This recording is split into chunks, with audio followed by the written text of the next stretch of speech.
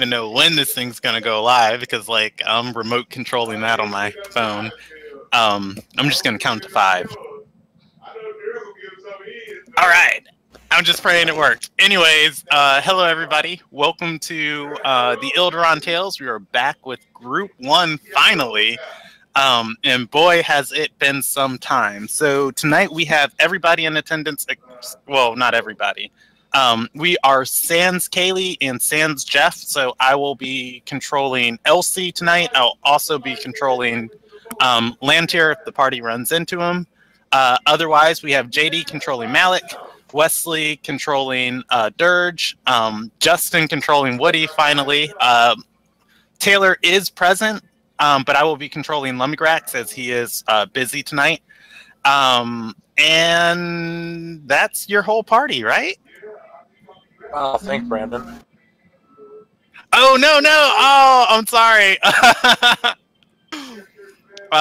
We have Anthony tonight on Tightrith Broodside. I had to not call you Titlord. Anyway, so that is the entire party. I'm a little rusty. Anyways, though, when we last left off with Group 1, and I'm going to try and blow through this description so, we just jump right into it. If I take longer than 5 minutes, I apologize. Anyways, when we last left Group 1, when Justin was here, they were fighting a man who turned out to be a vampire lord and chased him off in the night. Later on that night, following them back from the scuffle, Lumigrax's father oh my gosh, Cortana, why are you Google searching all of this? Stop. Alright, I don't know why she kicked in. Anyways, Lumigrax's father followed them back to their house and revealed himself to be Lumigrax's father. The party found out that there was a bad event in Lumigrax's past that got his brother killed and caused him to separate from his family. And Lumigrax's father misses his son. However, Lumigrax feels no love towards his kin. From there, you guys, I don't remember how you guys decided to investigate the cult the next morning. We had the scroll off of his robe. Oh yeah. You guys recovered. Bended on. Yeah, you guys did recover a piece of literature from the Heart of Embers, and while it had vague clues of where their next meeting spot was at, you met Elsie, the shattered sorcerer or sorceress who apparently has history with Tightrith. From there, she mended the scroll, and you guys followed the riddles on it and found yourself atop a mountain watching the Heart of Embers complete a ritual.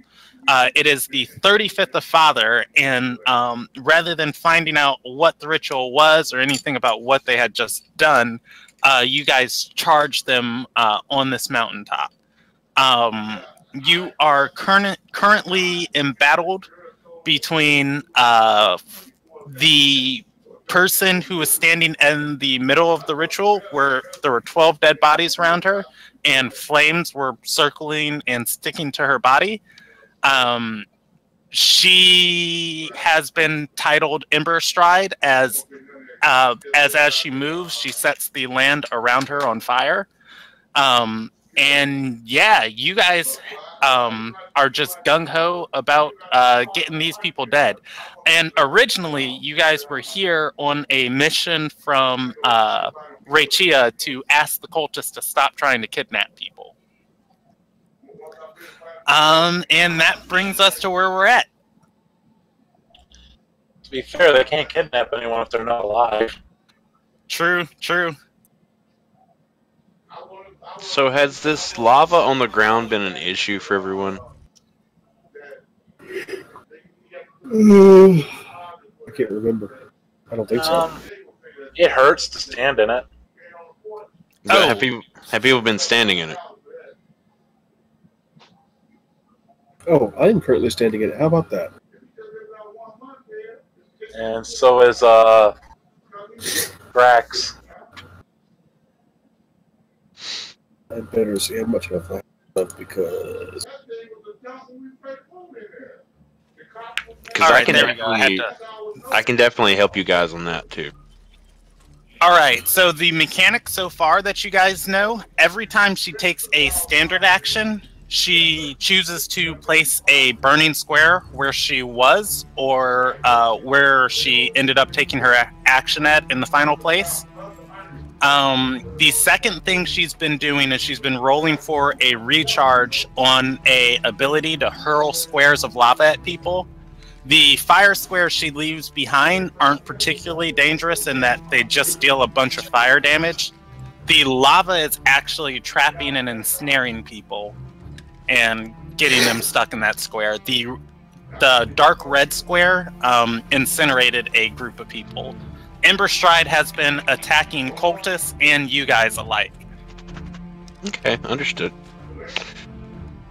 I can fix that. All right, let's see. Top of the round, 21. That is. Oh, that's cult leader guy.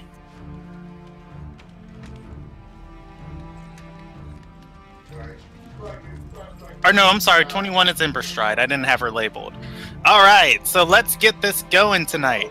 The red aura around her is a weak infernal air aura. Part of it was dispelled. It was originally dampening range attacks and granting everybody inside of it concealment. Now it's just dealing fire damage. All right.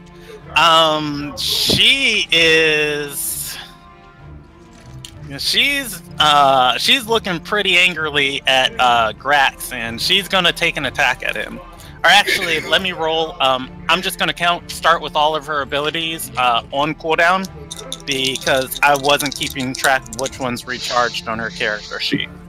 All right, her Flame Stride does not recharge, and her Hurl Lava does recharge, so she will have those available to her next turn. Yeah, man, I think she's just gonna go for it on finishing off Lumagrax. Taylor, is your HP recorded on your character sheet?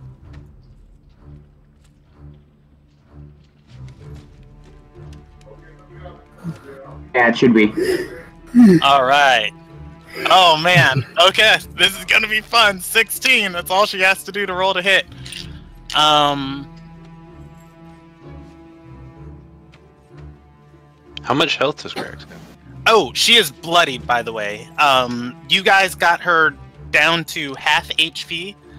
She had a special action and gained a bunch more abilities, and then your sorcerer dispelled them. That said, she's not gonna hit. As sad as that is, she's gonna pick up her sword, or she's gonna conjure her sword of flames and smash it down into where Grax is at, and weaving between all of these people trying to stab him. Grax is going to be successful in dodging. Oh, you know what? She has advantage. So she's gonna miss on that first one, and the second one, let me add that up real quick. Is not gonna hit either. Oh my gosh. A 15 and a 14. Sad day. Anyways, she's not gonna take a movement. It is old dude's turn. He is going to move and flank Malik, and he's going to make 2 attacks on Malik.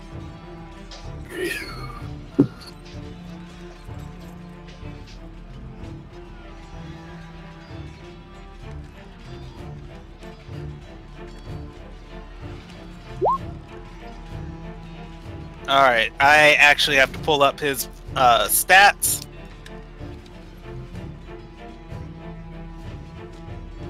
Oh my gosh, I had so much time. I was able to go through and add all of these guys into Roll20. I forgot about that.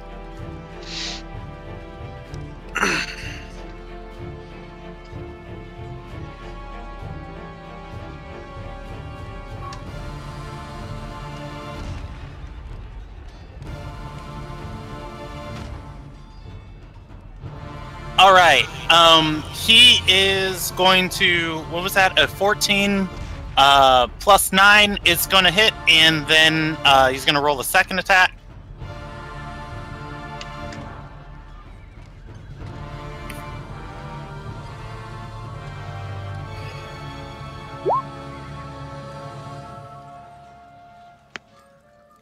Your AC is 21, right, JD?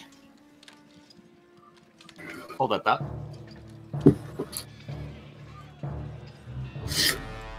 Yes. All right, he is going to hit you twice. He is wielding a dagger that seems superheated. The dagger is going to deal damage, and then on his second hit, he's going to lean forward and bite you as his dagger catches your flesh. He's biting me?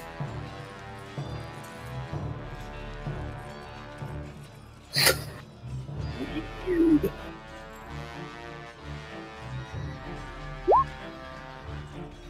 All right,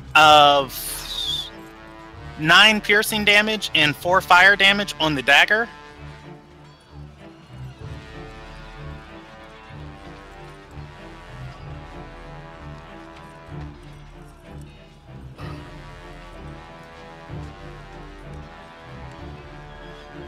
Oh, I'm sorry. That is 8 piercing damage. 8.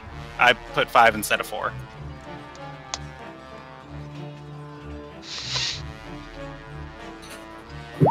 All right, and Damn.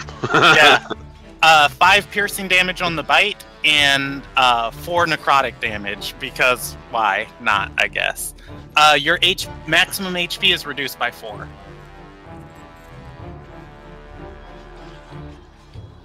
All right, it is Woody's turn. Okay, so these You little have all your spell slots available. The only spell you used was protection from energy from fire. got you. Okay, so we can go ahead and completely negate these lava squares. They deal damage if you start your turn in them or move through them. I don't think removing them is relevant. Yeah. I'm not removing them. I'm gonna wait. So they're not. Are they causing problem for us or no? Because I can stop this. Nope. Okay. Because I was just gonna let everybody walk over water, and it counts as lava too. Okay. Well then, Grax is about to die. Malik, are you low? I'm hurting. Hurting. But Grax is like near death. Yeah. So, Yeah. Alright, well I'll move.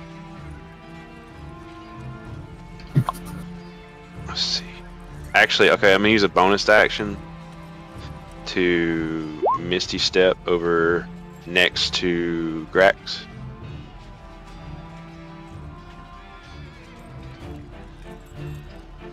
And then I'll cast Cure Wounds on Grax.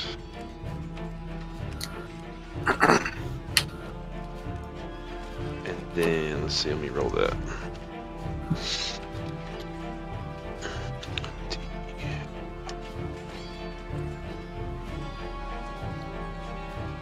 One D plus 3. That sucks. I hate my life. Okay. For the hay, that's better than he was at. I hate you, Grax. That's what's happening right now. If you keep Grax up for one more turn, he has crazy good damage output. So that 4 may or may not be difference maker for you guys. And then I'm gonna move. Since I misty stepped, I didn't actually take a move action. Yeah. You don't have move actions this turn. This edition, you just have your movement speed. Oh, okay. So you can move your movement speed in between, your actions and other things you're doing too. BT dubs. Gotcha. I'm gonna move straight down there, out of this aura. Okay. You did not take a disengage, so she is going to make an attack at you. In the air. No, she fell. Elsie dispelled her bloodied action. Okay. Let her swing at me. Let her come. All right. I have protection from her fire, so. Yeah, she rolled a 15 versus your AC. Or no, I'm sorry, she rolled a 17 versus your AC. My AC's only 13. All right. She is going to make a Sword of Flames attack at you. Okay.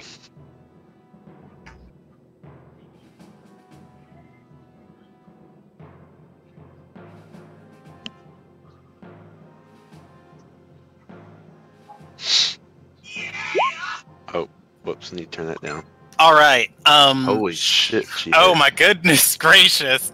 You take 11 slashing damage from the sword, and you take 10 fire damage from the flames on it. And give me an additional strength save against her attack. She attempts to push you. As she, you are pushed an additional. You're pushed an additional 2 spaces. So down, like where I was running, or away. Away from her diagonally, but it's not enough to knock you off the cliffside. So you can move to where you're at after there. So like she's gonna push me like here or there. Yeah, she would push you right there where you're at, and then you still have your normal movement speed. Okay. Most of this is to push you into fire or off of the cliff, but there's nothing in that direction. So, okay. So she just adds to where I can move to, basically. Yep. 25. You can jump off the cliff on your own volition. I don't feel like it. Not yet. Not yet. Is this black line right here, like that right there, the cliff?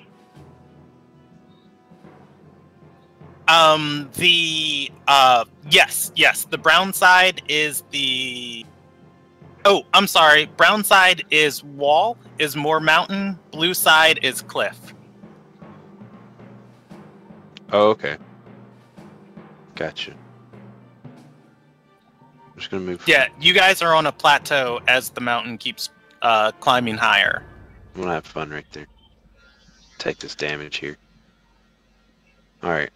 And that's it for me. Alrighty. Moving down the list, it's Lumagrax who's still alive. He got 4 HP. 4 HP. Alright. The guy on the left is the one who bit me, right? Yes. Yes, the one you pinged bit you.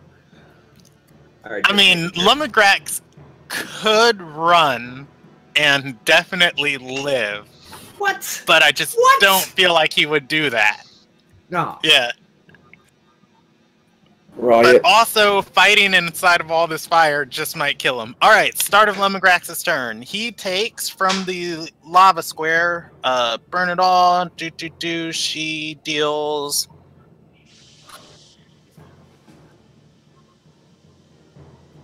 just culminating all his fire damage together.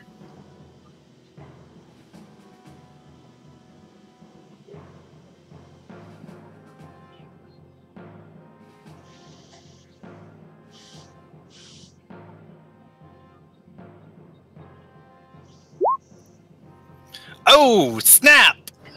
Oh my gosh! Alright, he takes 1d4 from the square of fire he's standing in at the start of his turn. He takes an additional 2d6 from the Inferno aura that he's in. and he takes 14 damage. He is at 13 HP. He goes down. So Grax grips his greatsword, gets ready to swing, and then falls. He will be rolling death saving throws on his next turn. All right, that was a good quick turn. It is Dirge's turn. Same thing for Dirge, 1d4 and then 2d6. Okay. For the sake of any resistances you have, that's 4 fire damage from the lava square and then 10 from the aura. Okay. Where am I at now? Okay. Let's get that up real quick. Oh god, I'm dead. Alright, here we go. So what's priority target here, guys? The boss is bloodied. Where is boss? The boss is just south of Lumigrax. I will ping her. Oh. Oh yeah. I only get the one swing, but I'll take it. Are you raging. sure? You're level 5. You do have your extra attack. Can you take that if you move? Yeah, you take an attack action, and your attack action, you get all the attacks you're entitled to. Oh. Man, the system messing with my brain, man. Yeah. Alright. Here we go. They did a bunch to help out melee classes this edition. Am I flanking? Who's up behind her? You would be, but Gratz is unconscious. Oh. So that's a 16 to hit. The 16 does not hit. Okay. And that doesn't hit. Rip my life. Alright. Alright, Ember Stride lives for another turn. It is moving down the list. You can choose to move away from her if you want.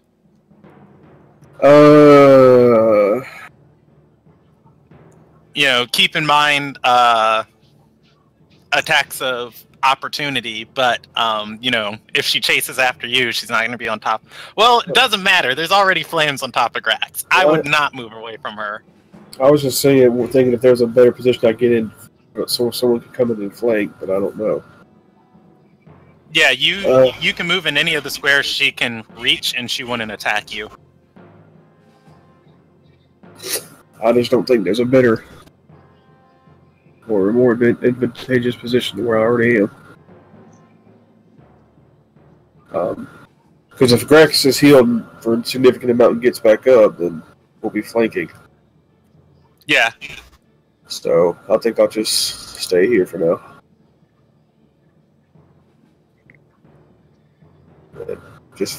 That'll be my turn. Alrighty. It is the nobleman's turn.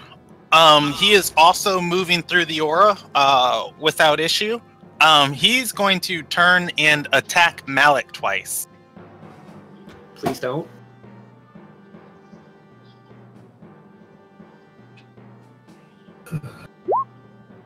Alright, he is going to well, that's the first one because he has advantage. Can he not? And the second one, he is not going to hit you. Yay! He's going to turn and just start, as soon as Grax goes down, he's going to get hot and go, ha ha, and start slashing towards Malik with wild abandon. It is Tight Red's turn.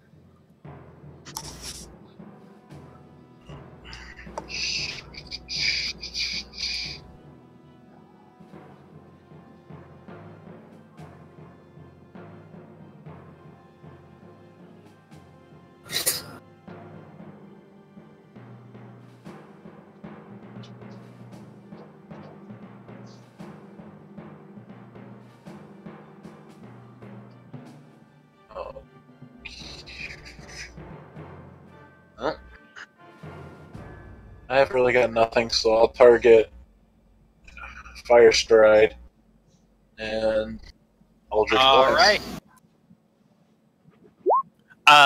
You are not rolling with disadvantage anymore, by the way.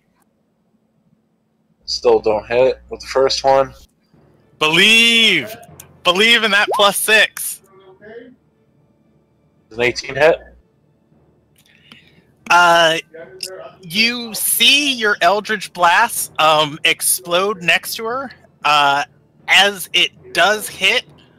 However, the flames on her body seem to absorb the blow. It does not hit her AC. Damn. However, it's ridiculously close, and she might have a bonus from the other parts of her aura.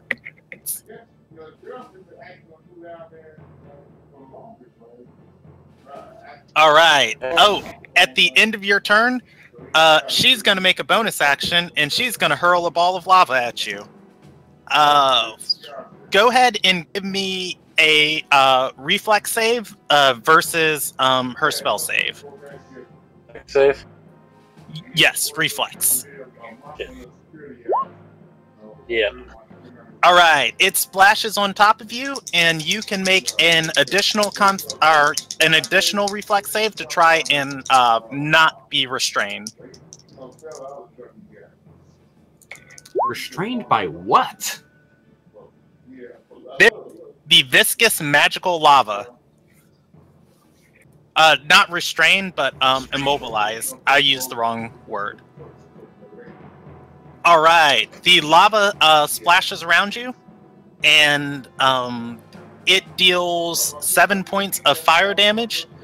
You are now stuck in its square, and I will draw it out for you in a second.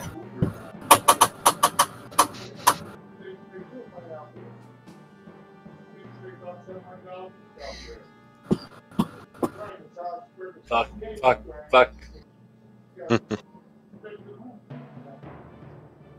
Another one bites the dust. Yeah.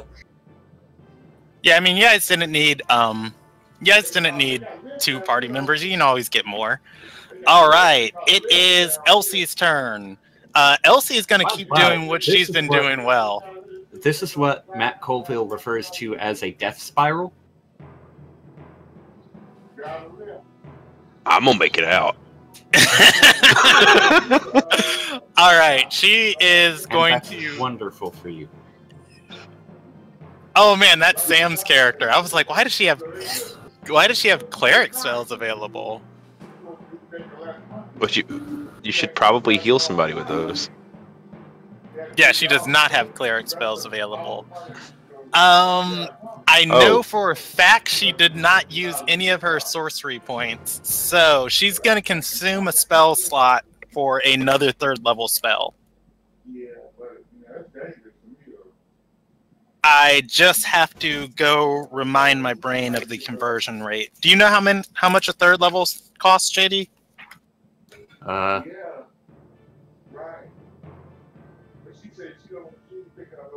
got it here. 5. All right, 5 points. She only has marked on her character sheet she has 1, but I know that's a lie. Let's see. 5th. She has 5 sorcery points. All right, guys. Your final hope. She's going to cast Dispel Magic.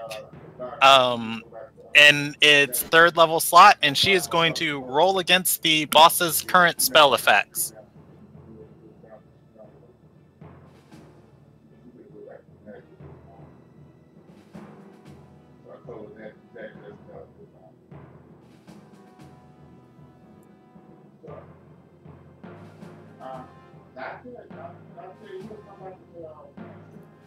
All right. So, she rolls against the additional armor granted by the aura and beats it. She also rolls against the damage granted by the aura and beats it.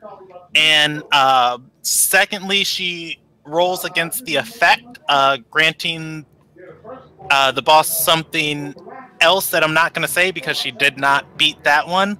And that one stays. However, the aura dissipates, and suddenly the flames that are dancing around her seem to thin. She does take 2d6 of damage, though, for starting her turn in the aura.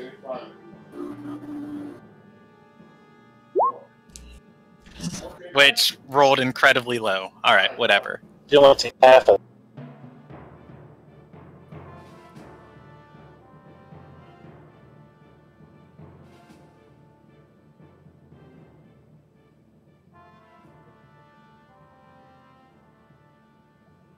go quiet.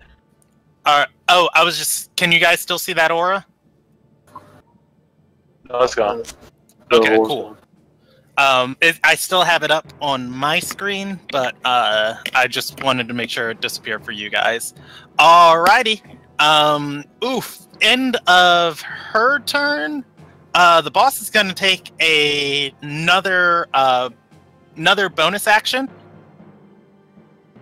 And move out of anger. She is going to use her lava port ability and appear in the square of fire she has behind Elsie and make a Sword of Flames attack.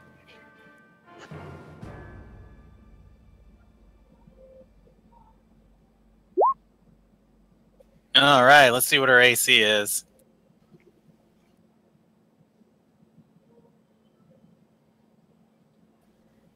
Oh, nice. Oh, nice. Yeah, she's hit.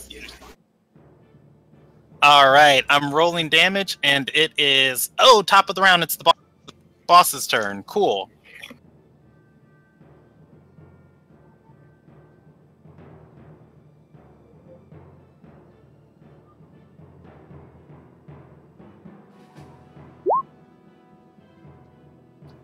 Alright, I will add that up at the end of the turn. Oh, no, end of the round, it's minions. So the first thing that happens is all the little guys don't get burned to death. That's great. This guy, he is a level 1 cleric. Oh, he's not gonna step forward. Oh, he is going to cast Sacred Flame on Dirge. Give me a pretty sure that's a will save. Or no, it's a reflex save. It's a reflex save this edition. A reflex save? Yep, give me a reflex save. You're making your barbarian do a reflex save? Oh, man. You succeed, and you do have advantage on it because of a feature. Do I have advantage? Danger sense, I think. I'm gonna double check.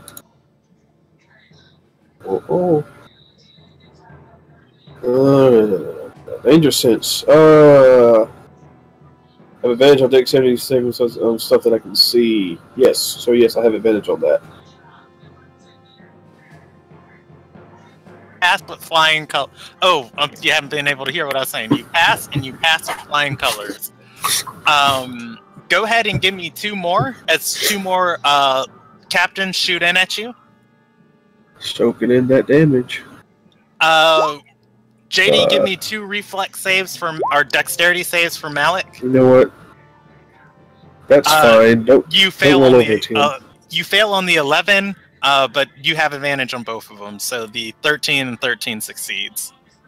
Oh, okay. Wow. Oh, he's a first level cleric. I forget. All right. I mean, it would be nice if I could roll over, 10, but whatever. 10. Yeah, JD, go ahead and give me 2 also. And give me 1 for Woody. And what am I rolling against? Reflex save, Sacred Flames. The clerics in the back are shooting at you guys. I don't want to roll one of those. I'm not good at those. Hey. Hey, yes, JD failed 1. Great success. I'm going to give myself advantage on the second one using my Tides of Chaos feature. I'm pretty sure when you use that, you roll on your wild magic sheet. Oh, shit. Go ahead and roll me twice, by the way. Do it. 2 surges. 2 surges. Magic is chaotic in this area. arcane magic. Nope. All right. That 100 makes me nervous. It does. I don't know what it does, man. I'm scared. Confusion on everyone. No, please. All right, that's all the clerics. Man, these saboteurs did well. The group of 3 that took down or helped take down Grax are going to move and make 3 attacks at Malik, and they're on the die before their bonuses are going to roll a 3, 5, and 5. They are not going to hit. A group of 5 is going to come down. Let's see. Whew.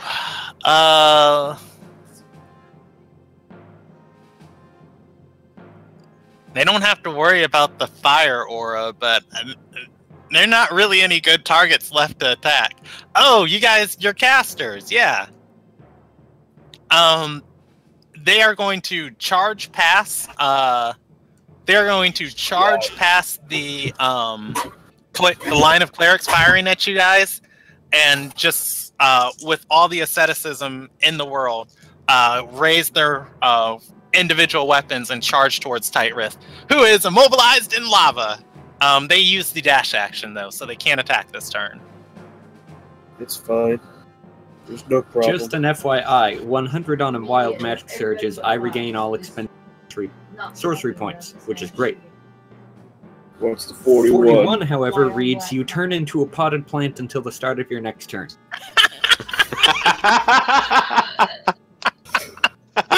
That's great. All right, so that is all of their turns, and your scribe is going to move after sending her message. Not like this, JD. Not like this. She is... Ooh, she's really stupid. I'm going to roll her a percentage die. Above 50, she shoots an arrow at the people attacking Tightrith. Below 50, she runs and tries to pull them out of the lava. Who is this? Your guy's a scribe. That sound fair to you guys? I mean, if she's... I don't see what sane individual would ever willingly approach lava, but, you know... Like... she has a competence of 1. I mean, there's competence, and then there's, you know, just suicidal tendencies. I said above 50, she shoots an arrow? Yeah, that's what you said. Alright, she rolled an 85. She moves to help Tightrith, and then remembers she's holding a bow. She drops her book on its chain, and takes out her bow, and she's going to shoot. Kill it. Kill it dead. Damn. Alright, she has got +2 to that modifier. Or no, she has +3, because the base proficiency is 2. Alright. That is going to hit. Well, it would, yeah, touch regardless. That's good. Alright, so she is going to deal 1d6 plus 1 of damage, and she's going to roll for max damage and deal 7 damage.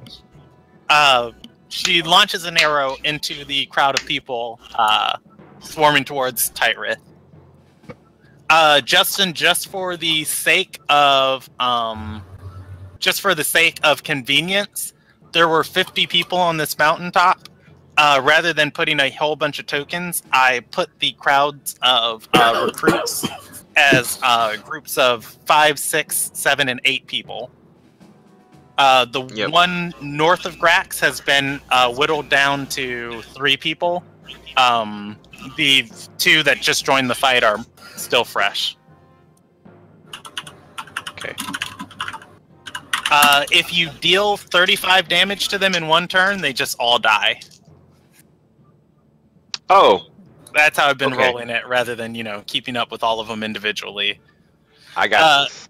Anyways, it is... Oh! Emberstride's turn. We're back at the top of the round. There's so many stupid NPCs in this fight. Did I take a turn? You were a potted plant. Did you? No, I did not. Oh, yeah, you were supposed to move after Tightrith. I'm sorry, I skipped you. Yes, it is your turn. Go ahead.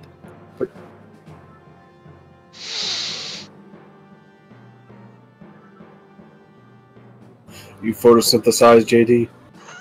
Yeah, it was the legendary action, and then my mind just kept moving.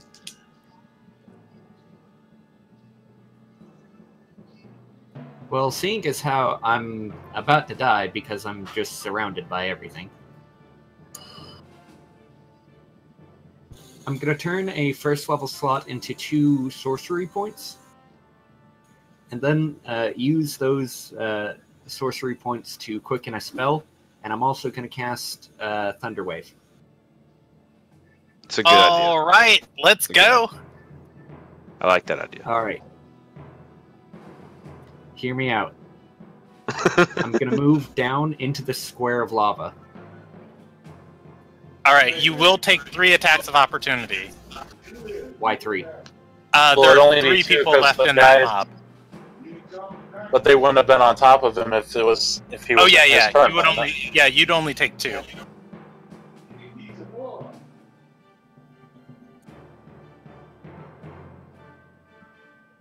They do not have advantage, and they are not going to hit you. Okay. How much fire damage do I take from the lava? 1d4. And it is, this isn't lava you're in, this is a square on fire. The earth is aflame, or burning with magical flames. Okay.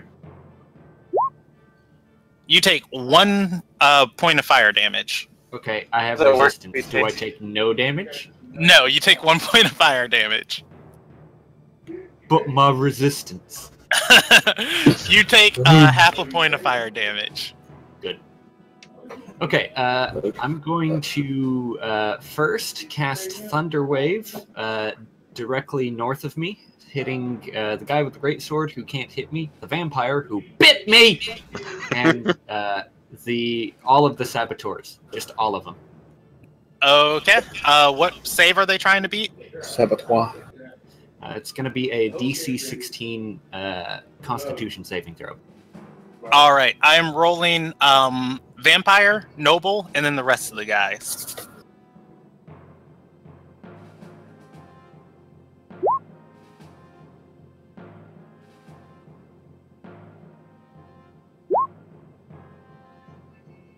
Vampire, no. Oof, that is not All of looking them. pretty. So the noble and one of the saboteurs, You said DC 16? DC 16. All right. Vampire fails. Noble succeeds. The saboteurs fail. Nice. All those who fail are pushed 10 feet away from me. All right. And they take 6 damage, and the noble takes 3.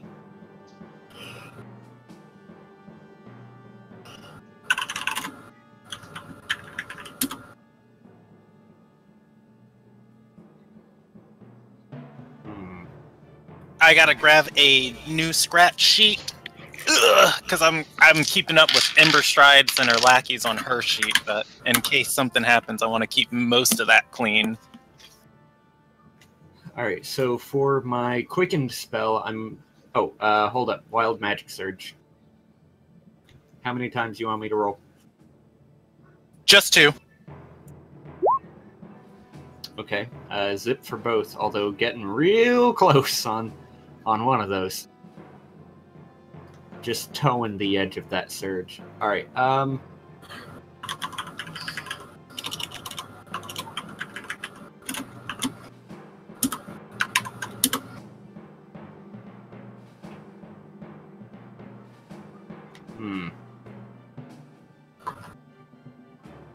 They so far away. I'm just thinking I'm at 13 health. I cannot take damage like I took damage last turn.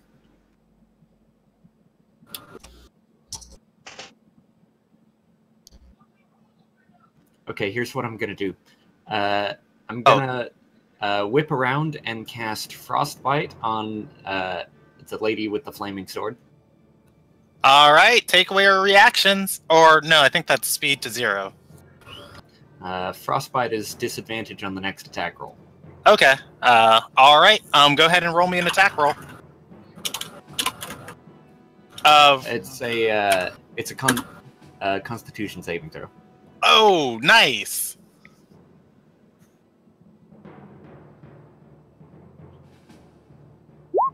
Okay, there we go.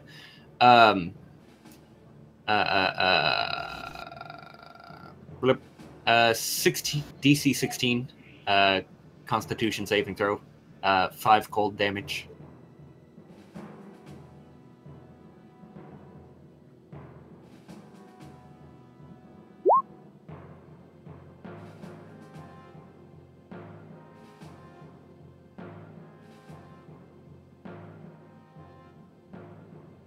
I don't think she made it. All right, and then because Malik is a little bit upset about how things are going, he's gonna book it. What's this cliff look like, BT Dubs?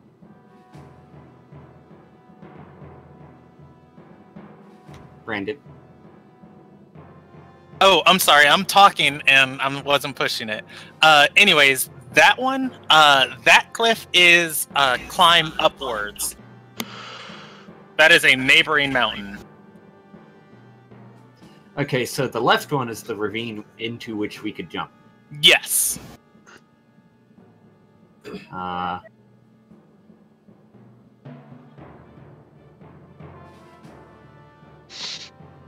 gonna just go over to this one over here and put my back on the wall. All right. I like where this is going.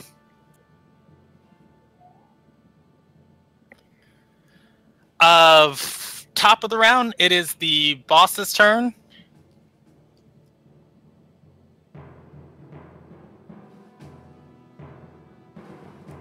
Oh my gosh.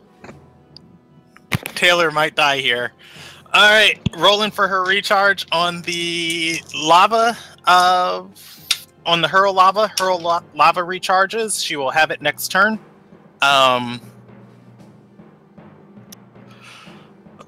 Oh man, one person's gonna die, and I think her logical move would be to get rid of Woody, though. Oh shit. Okay. Well, come at me. Let's see. Disadvantage on their next weapon attack roll.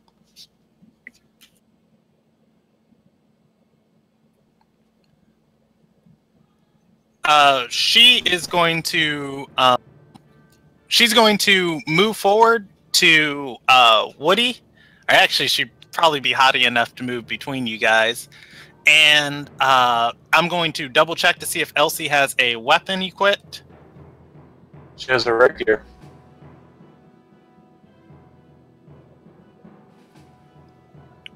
She has it, and I think she would be just scummy enough to attack with an Oath Blade, as shunned upon as that is.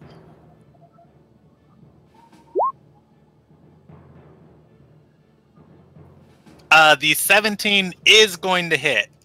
And she has +4 to Dex, good lord. Or no, +1, okay, I read that wrong. Alright, so she makes a stab at Ember Stride as she moves away, doing little more than to agitate her. However, 2 damage is 2 damage. Alright, and she is going to move next to Woody, and she's going to swing batter at him. Flame sword? Flaming sword. Okay, that's fine.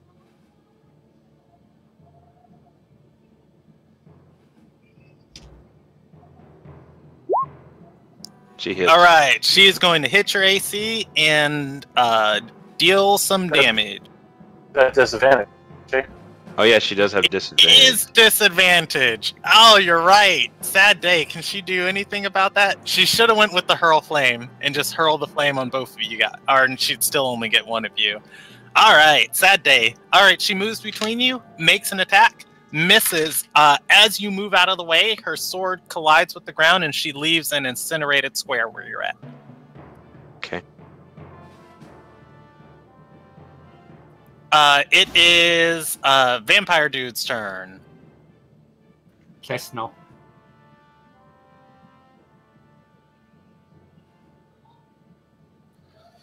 All right. Would he even want to chase you guys?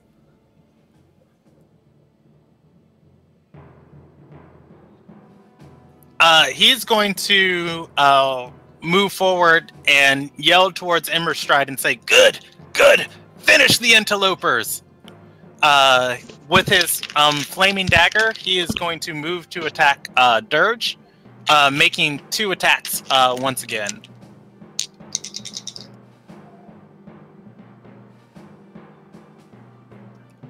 Pretty sure both of these are going to miss. A 19 versus Dirge's AC and a 23 versus his AC.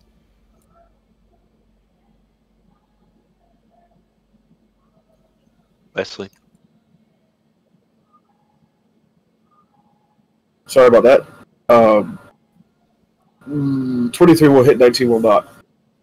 Okay, and you are taking into account the mage armor JD cast on you last? Yes. Okay, cool. Why was I thinking somebody in this party had like 23 AC? Because I'm gonna get there. It'll happen. Alright, the dagger attack misses, however, the bite sticks.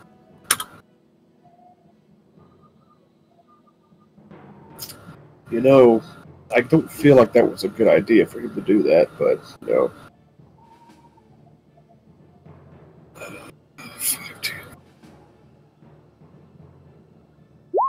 Alright, you take, for your damage resistance, you take 8 points of piercing damage from the bite, and then 15 points of necrotic damage. Then you can half those individually. For half 15 is 7, right? Yes. Okay. Your HP is reduced by 7. Your maximum HP, not what you're at now. Your maximum HP is reduced by 7. Okay, fair enough, fair enough. Alrighty, it is Woody's turn. You take 1d4 of fire damage. 2. No, I'll take yours. I'll take yours all day long. You can take them both. It's fine. No, I was just trying to help you out there, boss. Okay.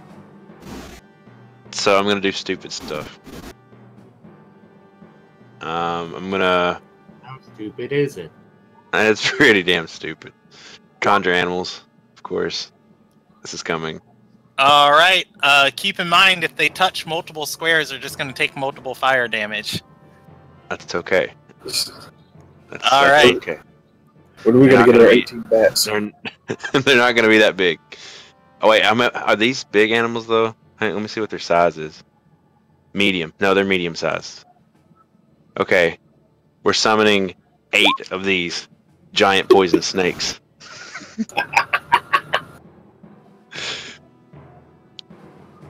I feel like snakes and fire go well together. All right. And I'd like to... Can I place these things, please? Yes, give me 1 second. What I like about the giant poisonous snakes is if they hit, you do a DC 11 con save, and if you fail, you take 10 damage. If you pass, you take 3D... I mean, it's 3d6 or 10 DM chooses. All right, 8 of them? 8, yes sir, absolutely. No more, no less. 8. If you get hit by them, you take a con save with DC 11, and you take 10 damage if you fail. If you pass it, you still take 5 extra damage. So 8 of them rolling. Some of them are going to hit, and that's guaranteed damage. Snake mob. Snake! So many snakes. The snake! Hey, see if you can move both of them. Okay, cool. I can. I'm gonna need 6 more of those. And they can be summoned how far away from me again? 60 feet, understood. Okay. You just got a pile of snakes. You get a snake. You get a snake. And thus he spake. Let there be snakes. 7. Boy, howdy, was there snakes. Boy, do I miss that people fire screech. aura. Right, that's why I was waiting to do this, for Fire Aura to go away. Oh my gosh, these things would be killed in one turn. Right, they have like 14 health. They have nothing, but... There's 8 of them. Or they have 11 health. But still, they're still dangerous. I still think that, given the opportunity, our fun-loving druid would have done this sooner. Yeah, no doubt. I would have done this probably as soon as combat started, because I could do it twice. I love you, Justin, but I'm not controlling a bajillion NPCs while you're not here. You only conjure animals when you're in control. And I'm happy Roll20 and just let me say you control all of these so I didn't have to click each one. Let me double check how far these snakes are. Yeah, I can do that, okay. Dirge and Lumigrax, you're on your own. Well, Lumigrax might be deep-fried Lumigrax. It'll be alright. I see him. He is a fire spawn, it's okay. Born by the fire, killed by the fire. Oh wait, there's a snake right there. There's a snake under a snake. Alright, you should have 8. I do. Okay. All of these snakes, I command to attack your nearest enemy. You roll that die. Okay, I got you. Okay, wait, I'll just roll 8 d20s. It's 1d20 plus 6. Plus 6. Yeah. Alright, starting from the left to the right, the furthest and highest most snake is going to roll a 8, 1 on the one right below that, and then moving in an L shape, a 14 is going to hit, a 7 plus 6 is going to hit. Alright, so that snake swarm goes, and then the other 4 rolling on the boss. The 15... So it's 21 total. Yeah, the 15 hits, the 2 misses, the 13 hits, and the 3 misses. Brandon, not to really throw a damper into all of this, but don't all of his snakes have advantage? They are all flanking. All right. Well, yeah. I'm gonna re-roll another 8, and this other 8 will just be all of their advantage. In consecutive order. Concurrent? Yes. Good like that. lord. I like that you were just able to place every single one of these stupid things flanking. Anyway, 18 hits, 4 still misses. The 9, that was already a hit. The 12 was already a hit. The 11 was already a hit. The 7 will still miss. The 9 was already a hit, and the 4 will still miss.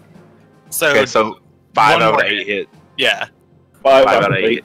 5 out of 8 are hitting. 2 on the mob and 3 on the boss, right? All right. I like those odds. Yes, I'm just gonna take the average damage of them. It's 1d4 plus 4 is damage. Yeah, I'm gonna take 6 unless you want to roll each of them individually. But Go for- otherwise, Go for it's 6. easier for me to 6 it. But and for each one, 5 Constitution saves. yes, each one you have to do a con save, and you take 5. You take an automatic 5 more, but if you fail it, it's 10. All right, that's for the mob in total. Okay, so they'll pass, so they'll take an extra 10. So they took 22 damage total. That's the boss, and she fails, so she takes an extra 30. Unless you want to do her 3 times. There were just 2 that hit her, right? I thought there was 2 on the mob and 3 on the boss, wasn't it? I got that backwards. 4 attacked the mob and 4 attacked the boss, and 3 of the mob hit and 2 on the boss hit. I believe. Okay, cool. That's fine. I'm re-looking at it now. So it's 27 total damage on the mob. Yeah, the mob's dead. And because they already took damage from the scribe. And then the boss passed. Or actually, it wasn't 35 in one turn, so let me deal the... because they have 77 hit points in total. So yeah, 3 of them are going to drop. There are still 4 left in that mob. There won't be soon. Soon. All right, and the boss, how much did she take? She'll take 5 from that one miss there, an extra 5, and then a 10 from that one con fail. Okay. So 15 plus 2 6s, so 27. Oh, I didn't count the 6 they took from each strike. The mob does die. I thought you were including that in the damage you were giving me. I was just talking poison.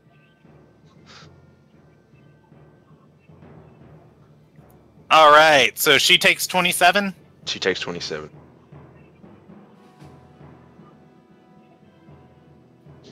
She is not looking good. All right, it is... At the end, I'd like to bonus action. Okay. And take do Misty Step again. All right, where are you moving to? Right there. As far away as I can. All right. At the end of your turn, she's going to bonus action and hurl lava at you. Give me a reflex save against her lava. What is that? It's like a dex? Or yes, dexterity save, sorry.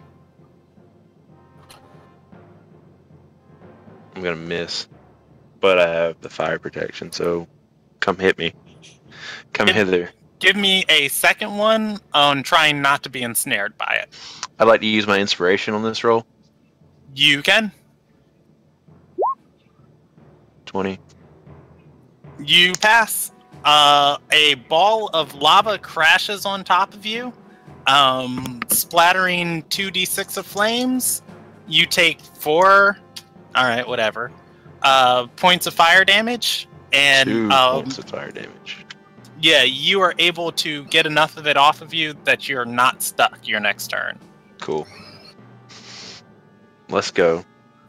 Alright, moving down the list, it is Lumagrax's turn. You already know what it is. He gets a failed death saving throw from taking fire damage, and he rolls a death saving throw. He rolls a 10, which would be a success, right? Or... It's 10 or greater, right? Yes. Yeah, 10 or greater, okay. Just making sure. Such a low chance of dying. Come on, I need me some dead Grax in my life. Alright, you guys hear Grax coughing in the crackling flame. He is still very much unconscious.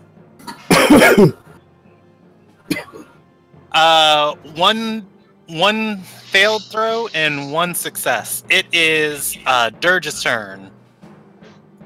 Alright. Well, forward to take this or whatever. Before you take your turn, I would just like to say I want these mother effing snakes off my mother effing boss, please. Negative, Ghost Rider. How do you think we're going to kill her? Without taking any casualties. Let's see. Alright, here we go. You thought you had mobs of people. Hey! You 18? only thought you had mobs. 18 on the vampire? Yeah. Hits. Alright. Go ahead and roll damage for that one. Not bad. Not bad. 16. Let's see. What is his...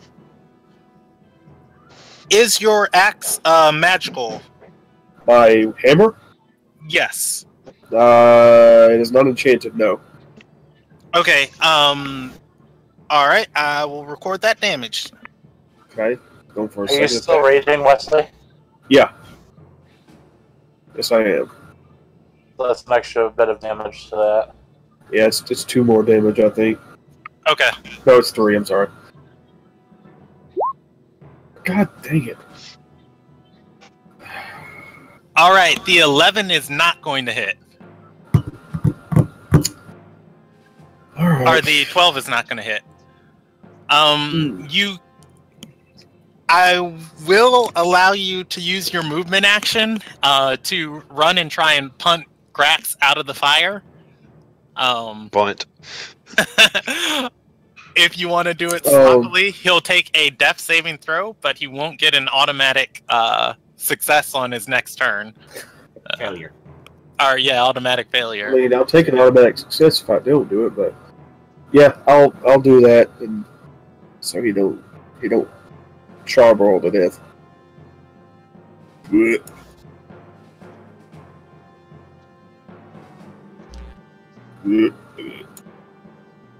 Oh.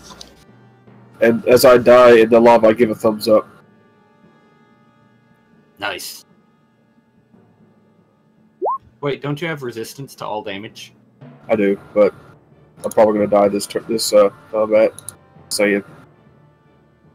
I thought you were at full health. Oh, no. I'm at 27 health. You have effectively nearly 4 times as much health as I do. I don't want to hear it. I'm just saying. It is Dirge's turn. Yeah, that's that. It's the noble's turn. He's going to attack at. He's got. He can move through fire. Boom. He's gonna flank and attack. Attack Dirge. He's going to hit with a 16 turning to a 20, touching your AC, and on his second attack, oh my god, a 20 and a 19! Oh, excuse me. Alright, I'll roll these 2 attacks separately. let's do.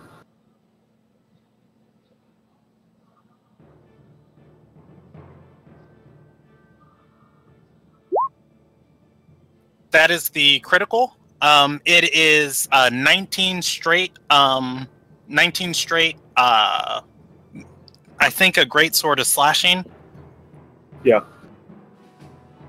So, okay. There is an error with my formula. F you, roll 20. Mom was an error with the formula.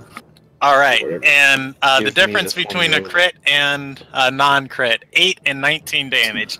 8 on the second. Straight slashing damage also. Non-magical. Alright. Okay. It is moving down the list. Tightrith Broodside's turn. I'm stuck in the lava, right? Yes, you are immobilized. You can use your action to try and get out, or you can just fire from in it. Am I taking damage while I'm in it? Yes, at the start of your turn. Fuck. You take 7 points of fire damage. Oh, fuck.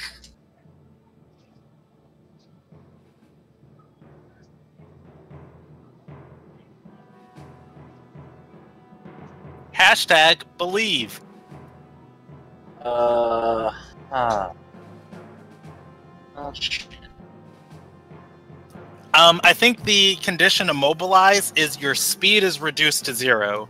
If you have effects that teleport you without eating up your movement, you can zip out of it if possible. Unfortunately, I didn't get a short rest, so I have no spells.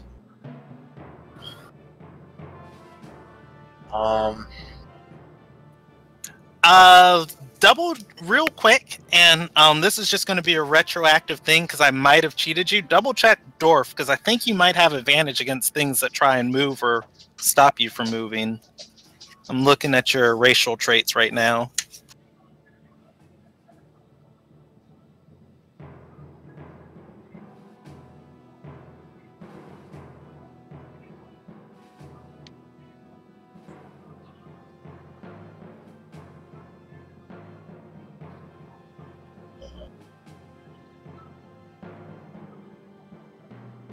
I lied. I can't spell dwarf, and don't remember the page it's on.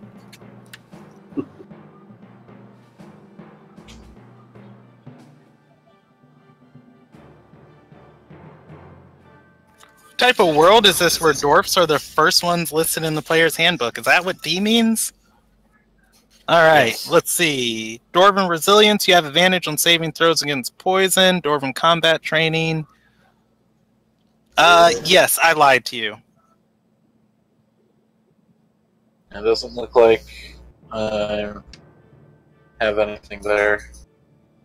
All right, you gonna try and get out of the lava, or are you going to just fire from within? Oh. I don't try to get out on my next turn, I'm done, so... Got no choice there.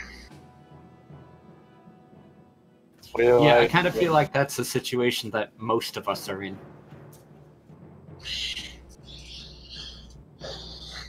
What do I have to roll? You have to roll a strength saving throw, athletics, or acrobatics to free yourself. DC 13. Oh, joy, both of them suck. It's her spell save to stop you from getting ensnared in the lava, and then it's just a skill check to get out. Alright, so I gotta roll a dex save first and then see if I can get out? Yeah, it's your choice. You can choose. You can try and force your way out, or you can try and wiggle your way out. Strength or dex.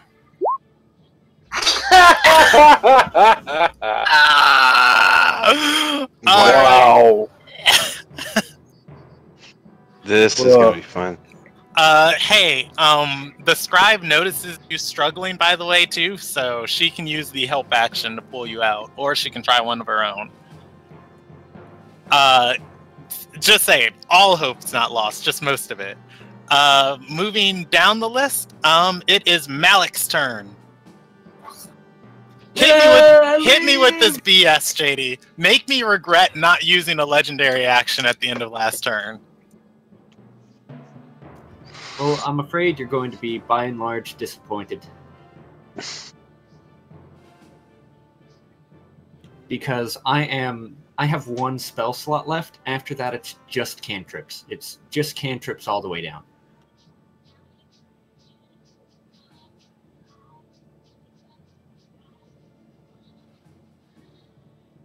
The question is, do I quicken a spell so I can throw out 2 cantrips because it might make a difference, or do I Thunderwave something?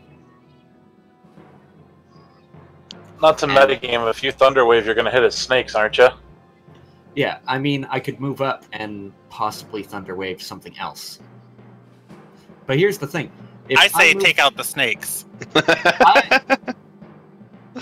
If I move away from where I am, I'm gonna get smacked in the face with that sword thing. Which is very no bueno. Yeah, by the way, the boss is not looking well at all. She won't be next turn. I know the feeling. I'm gonna quicken a spell this turn because it might make a difference. I'm gonna downgrade as a bonus action. Justin, just to give you a refresher, because you weren't here at the last one, the boss was at 71 points of damage. Then you guys bloodied her when Tightrith did 10 points of damage at 91. And this combat so far, you guys have dealt 45 points of damage. Just to let you guys know where your damage output's at.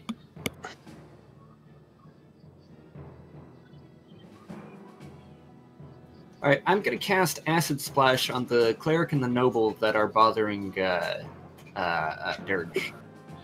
Yay!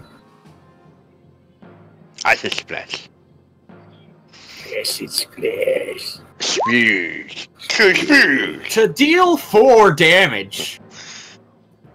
I mean, I'm wondering if I should just even bother rolling the save. All right, I guess I will. Oh. What's the difference between 4 and 0 damage? It's a cantrip. Oh, okay. And your spell save is 16? Is 16, yep. Ugh, make me pull up the stats again. Well, unless Reported. both of them have +5 reflex, they're not going to make it. For dexterity, the vampire does. The noble does not. No. Over there. The cleric. Oh, the noble and the cleric. Oh, yeah. Fail and fail. Adjacent. They have to be adjacent for... Yeah. For Fail acid and slash. fail. You deal 4 points of damage. Murdering people. No, just lightly melting them. All right. It It's is super effective, but not really. Elsie's turn.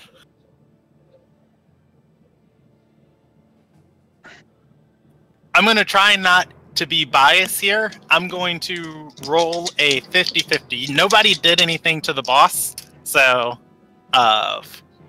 evens, she legendary actions, odds she doesn't, before I consider what else she's doing. She legendary actions. Alright, when Malik turns his back to start casting Acid Splash, she is going to conjure her Flame Sword and attack Malik again. Why would she do that? You turned your back on an enemy. Okay, well, me and my 21 AC would love to see her... Never mind. Wow.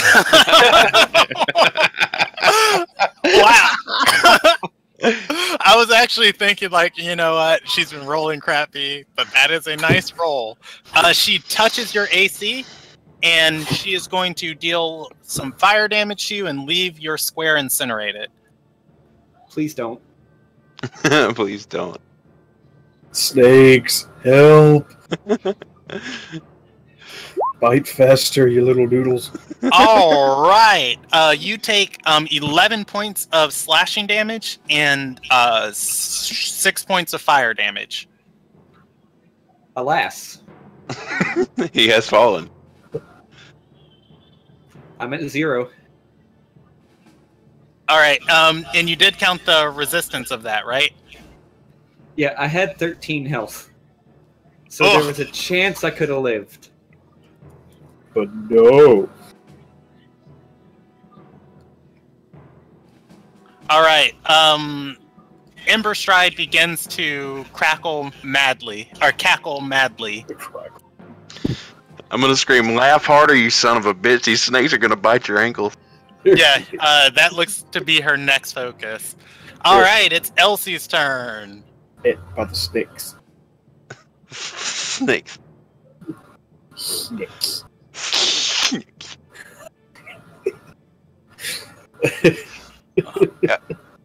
All right. Oh my gosh, what is she gonna do? Elsie, get him out of the fire. Yeah, you should see her spell this. She's going to look angrily at Ember Stride, and she's going to cast magic missiles in a second level spell slot. Feel like that's right. What meta magics did she take? Oh my gosh, I'm gonna murder her if she didn't write these down.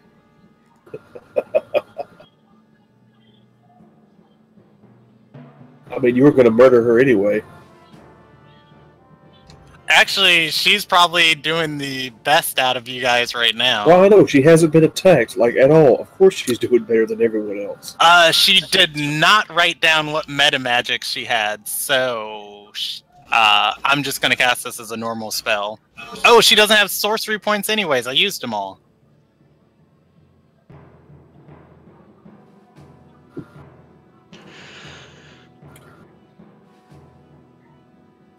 Of 44 plus 4.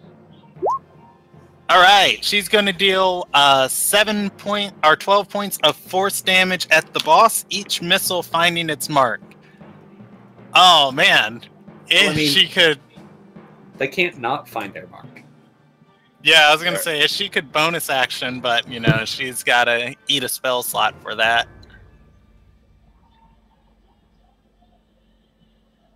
All right, the boss is not looking good at all right now. As she does that, she is also going to back away as she catches some of Emberstride's attention. All right, it is. It's the scribe's turn. I have the scribe and the other guys at the bottom of the round. I didn't record their AC, so last time I rolled them first, so I'm just going to roll them again. Same thing. As you guys are doing this fight, the line of clerics is firing into each of you. Give me 2 reflex saves for Dirge. Give me 2 for Tightrith, and then 2 more for Elsie. Let's see, 2, 4, 6. Oh, and 1 more. I'm going to roll a 50-50 between Elsie and the scribe. Well, no, that one can't see the scribe. So Elsie's going to get 3. What's the effect of this spell? If you fail, you take 1d8 of flame damage. If I pass? If you pass, you take 0 damage. Oh, wait, is Tightrith down? Is he at 0? No, but I'm damn close. Oh no. What's the save? These guys are first level. I think theirs is DC 11. Like crap, I passed.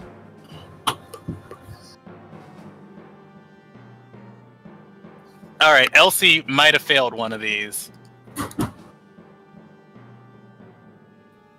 Our dexterity? Alright. She takes...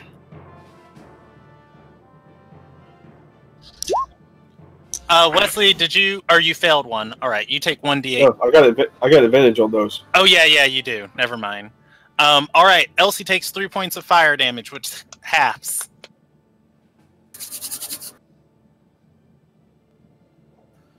Alright, and your scribe's turn.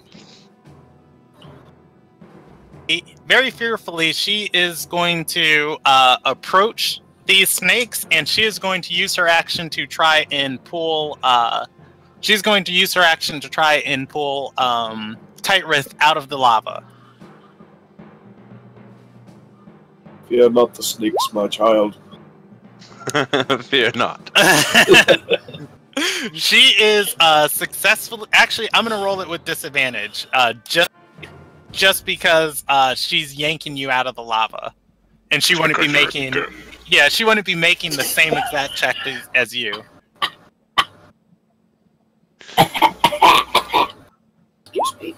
All right, she is determined and yanks you out of this lava. You guys both fall back into her square. Yoink! You are prone. However, you are not. Well, you are burning, but you're not on fire.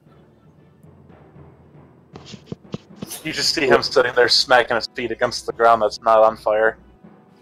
All right, We're all it horribly disfigured. is top of the round. Emberstride's turn. And this is the one bad thing about this boss. All of her AoE... Oh, let me roll for her Hurl Flames. Her Hurl Flames does not recharge. All of her AoE is in straight lines. Like, she's got two 25-foot things she can do in a straight line. Fuck. Let's see.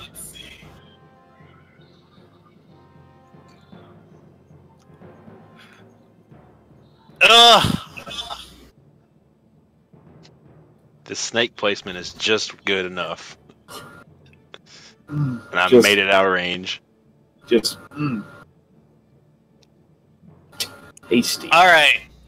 So if we kill Dirge, a huge front of damage kills the rest of your casters. If we kill Woody, no one's gonna get healed. You can't reach me with 25 feet, boss. She's gonna stop just in front of you. If she moves, those snakes are taking advantage actions or attack actions on her, right? It is an ability she has that she's used earlier this combat. Be right back. Flame Stride. She becomes insubstantial and moves through occupied spaces up to 25 feet and makes a flame attack at one adjacent opponent, leaving square where she was. Sure. All right, she is going to flame stride towards you. She becomes a moving person of flames.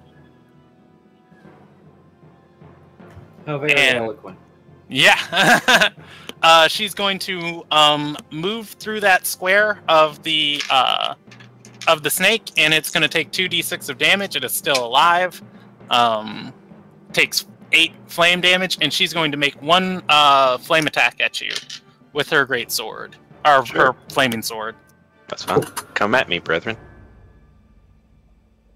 Low. Believe. She's gonna hit.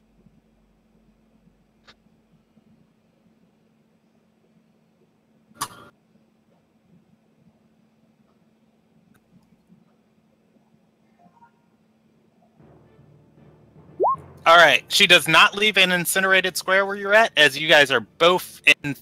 You guys are both in fire. It is 7 points of slashing damage, 10 points of fire damage. 12 total. Understood. Yeah. Okay. Also, the final decision was made there because she could try and take Dirge out, and then Dirge would kill her next turn. So. Oh, she's gonna die next turn anyway. She attacked the snake's master. Snake stampede. She's about to get destroyed. Top of the round. Ooh, vampire dude. Army of snakes. Rolls with advantage on his dagger attack, and rolls for. Whew, this guy is hitting consistently, and he hits with his bite.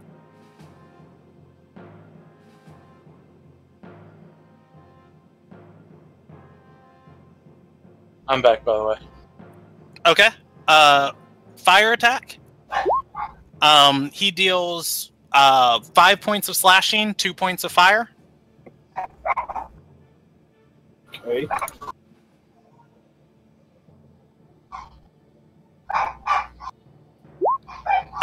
And then I didn't add the 4 to that. That is 8 points of piercing, and then 5, 10, 11 points of fire damage. Your HP, or necrotic damage, your HP is reduced by the necrotic damage you take, your maximum.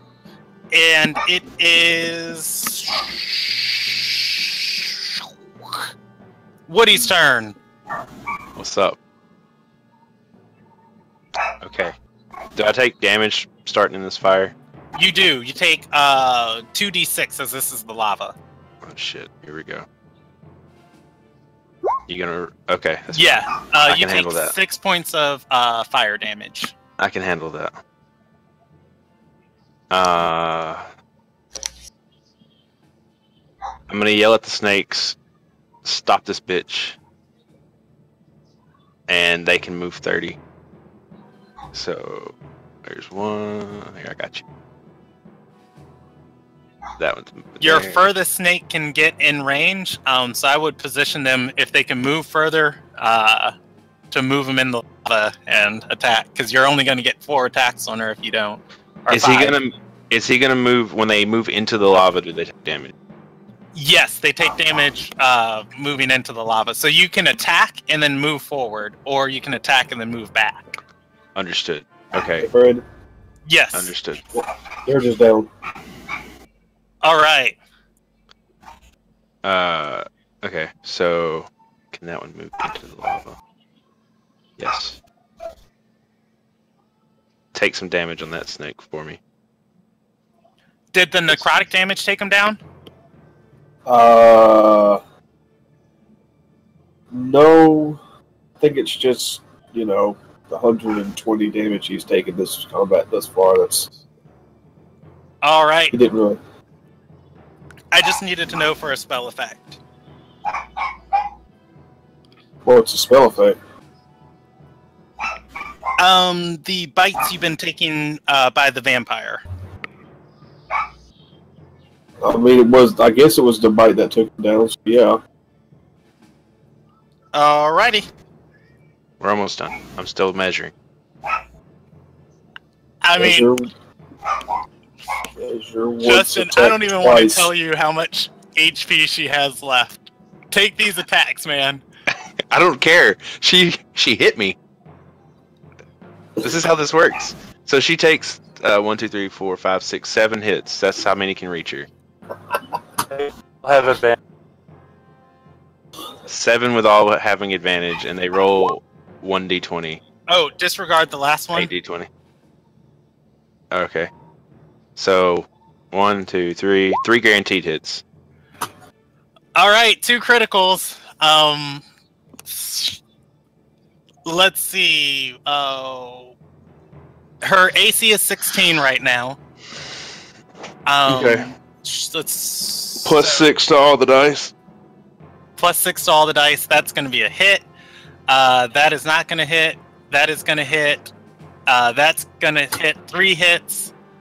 4, hits, 5. 5 hits. 2 6 crits. hits. I am not going to bother adding that damage on. That's a minimum of 30. Yeah, on that alone, the snakes start chomping into her, and she is in fire, consumed by these flaming snakes attacking her. Fucking snakes, dude. Just like drowned in a tsunami of snakes. So does she fall?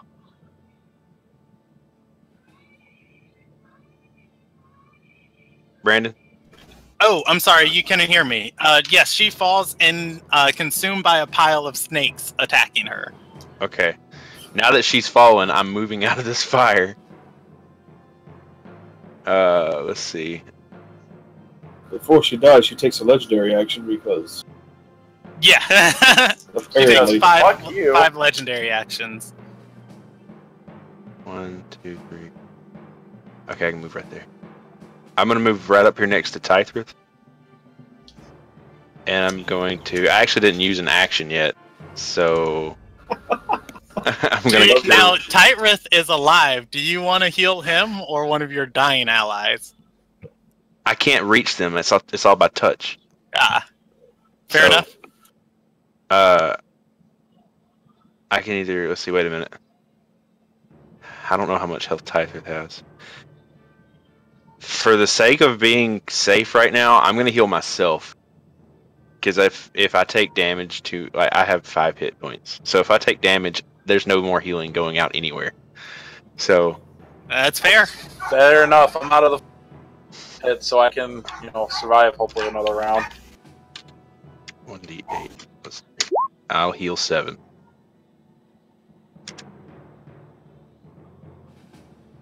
Oh, Jesus Christ, I'm thinking currently.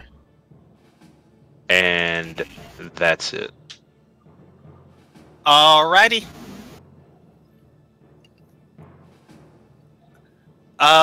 It is Lumigrax's turn. Lumigrax has a 50% chance of dying here.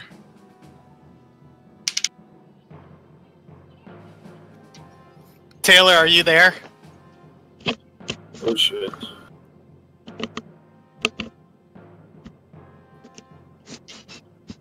I will spare Lumigrax's fate till after the combat, if anybody checks on Lumigrax.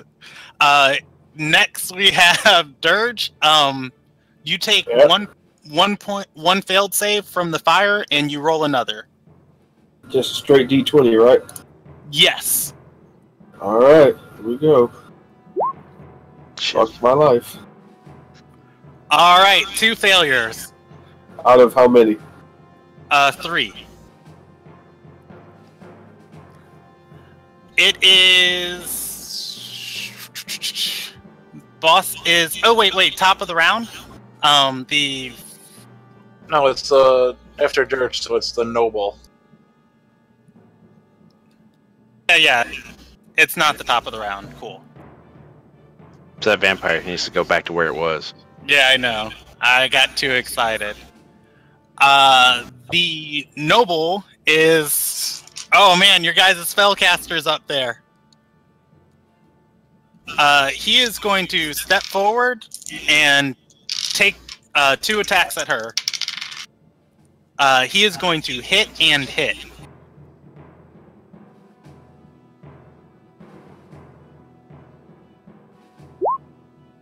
And deal 19 points of damage. Shit. You guys need to never sleep on a Draconic Origin Sorcerer. They are meat shields. Elsie is bloodied, though. However, she's still standing. Alright, it is... Tightrit's turn.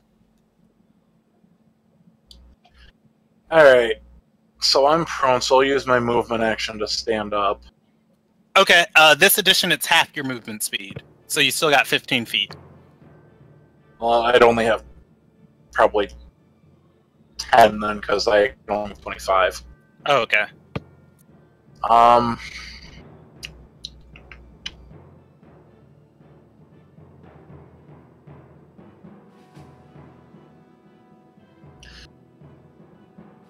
I'm going to... This is going to... Hopefully this will work. I have no idea, but I got really nothing else I can think of to try to save people. I'm going to try to Mage Hand, grab Dirge, and pull him out of the fire. Mage Hand is only 5 pounds. Lifting, I thought you could do more if you're pulled. I think it's 5 pounds either way. Is it? Okay. Yeah, hey, no dice, brother. He weighs 6 pounds, not 5. You took the Pact of the Tome.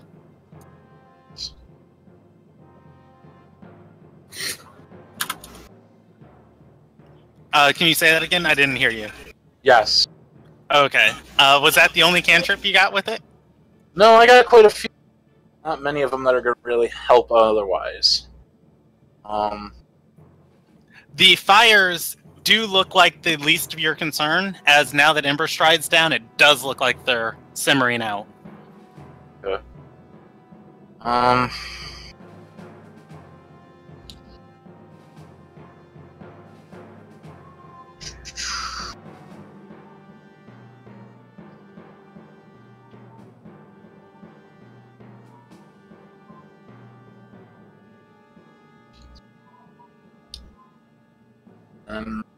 Frick, I didn't mean to do that.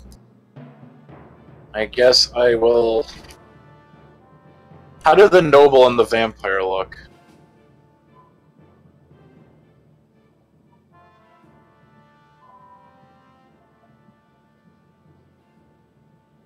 Brandon, if you're talking, we can't hear you.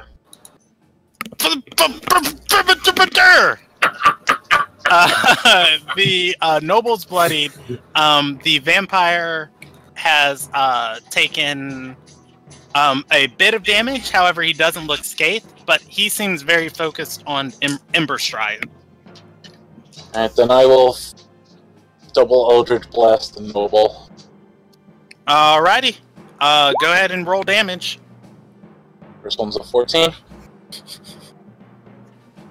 That is going to not hit. And the second one... Oh, it's that's a critical. Alright. Go ahead and roll damage. I think that's 4d10. Ow. So that's 1d10 right now. plus an extra, so it only does. Oh no, I'm sorry. It's 2d10. It's 2d10 because each I was ray about is to 1d10. say. Yeah. So 10 altogether.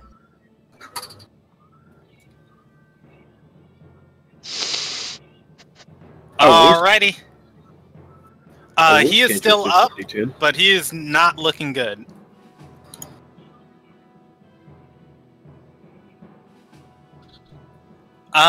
Moving down the list. This is so weird with no freaking bonus actions. Malik, you take one failed throw, and then you roll again. Wow. Oh my goodness gracious! I'd also All say right. I could use Tides of Chaos while unconscious. Does it say you have to be conscious to use that feat?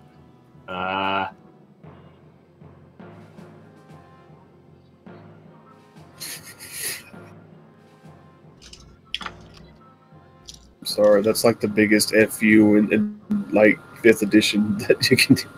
You can manipulate the forces of chance and chaos to gain advantage on one attack roll, ability check, or saving throw. Once you do so, you must finish a long rest before you can use this feature again. Anytime before you regain the use of this feature, the DM can have you roll a wild magic surge table immediately after you then regain the use of this feature. So you already had me roll wild magic, so I've regained the use of Tides of Chaos. And it doesn't say I have to be conscious. But it also doesn't say you can't use this while unconscious. I will allow it. As magic is crackling around you, I'll allow you to make that death saving throw with advantage. Just because arcane magic is unstable in this area. You are at 1 failed throw. Also because a 1 on a death saving throw is 2 failures. Oh, I didn't know that. Is it? Yeah, so I would have died instantly. Is that you for real? Seriously? Yeah. Yes. Dang. I didn't even know that. Which is why I wanted to do that. All right. Congratulations, JD. Malik, Conversely, a 20 is 2 successes. I was about to ask. Malik is alive for now. Bottom Well, of not the bad. round, Elsie and your scribe. Whew. All right, let's see what she's got up. Bag of tricks. Ruling in the 5e handbook set, not handbook, but in they're talking about like official rulings on that wild magic thing, or not wild magic, but Tides Chaos, and it is able to be used. Unconsciously? Yes, because it does apply to saving throws. Excellent. Okay. Yeah, I just rolled a percentage die to, see if the effects of magic would be allowing it anyways, and it came up yes for me, so. The D&D gods smile on you this day. Ooh. She That can Mercer- either no, A, that's try not and kill this guy, or B, not. I'm rolling her percentage die. She's only roleplayed this character once, so I don't know what she'd do. She is going to, she's gonna, before she thinks about backing away, she's gonna just ask this guy, hey, you probably shouldn't attack me. And he's going to roll a spell save against her. And fail. He's gonna put down his sword and nod.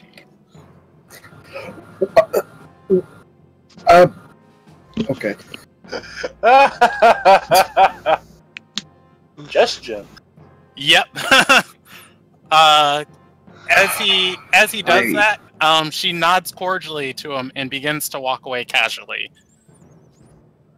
Jesus. It is oh snap. If somebody else takes an aggressive action against him, it might break the suggestion. Let's see.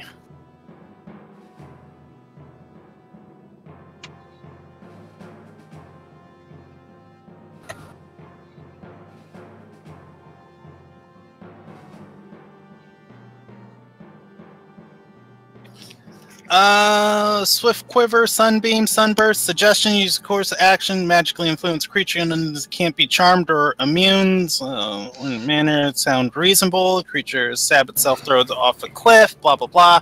Must make a wisdom save. Suggest a course of action. You can specify conditions that will trigger. If any of your companions damage the target, the spell ends. Alright. So it's just the target. Yes, just the target. That's crazy convenient. Yeah, your scribe is going to start shooting at the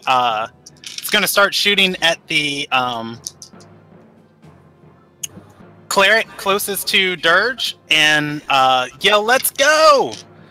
She is going to roll a 17, and it is going to hit. And she's going to roll max damage again. Okay, that so cleric the is scribe dead. Is actually a commando. All right. Bottom of the round. I think she's earned a pay raise. Elsie is going to take. There are 5 of these guys left. Oh snap! I did an extra one last turn.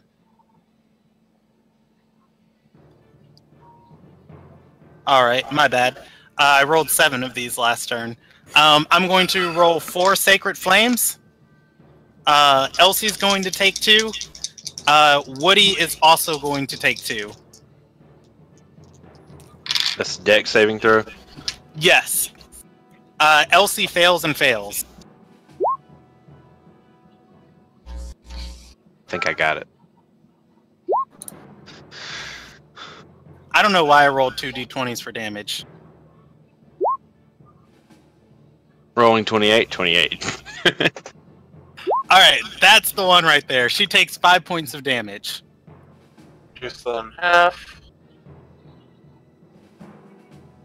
Oh snap, she is a tiefling. I have not been having her fire damage. Let me go back and have that real quick. She took 7 and 3, and then 1 and 2.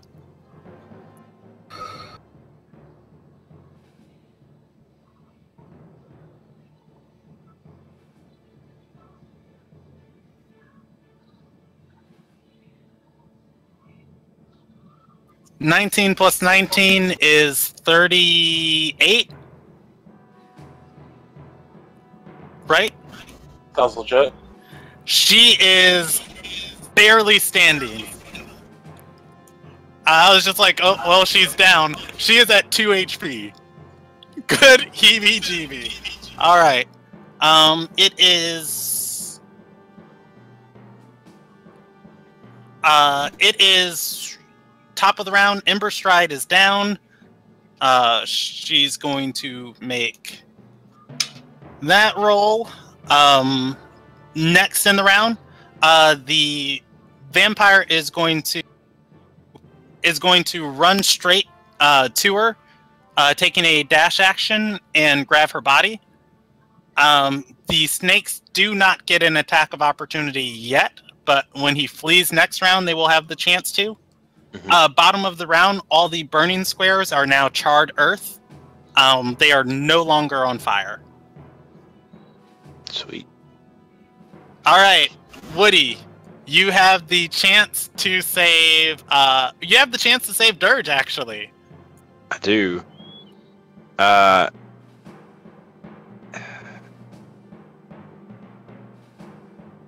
Okay.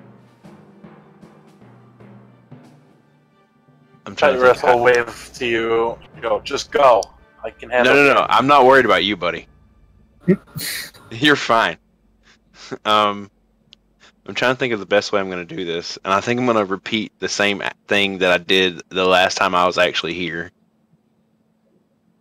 I'm going to, let's see, how far can I move there? Can I move to, yeah, I can move there. Let's do that. Okay, I'm going to move to here. all right. Are you going to Misty Step from there? I don't have Misty Step anymore.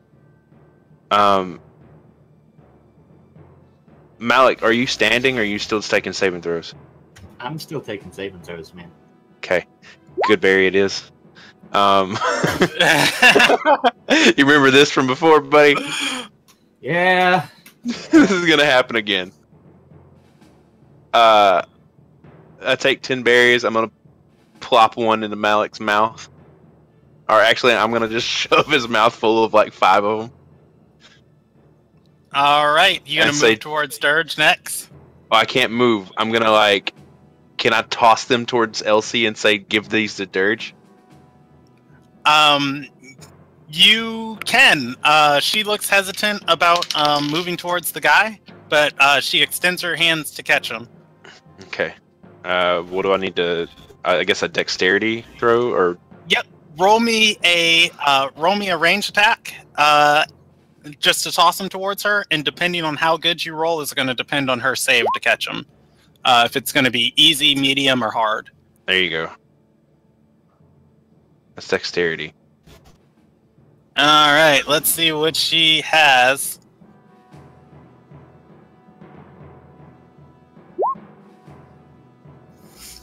She is going to fumble as these things land around her.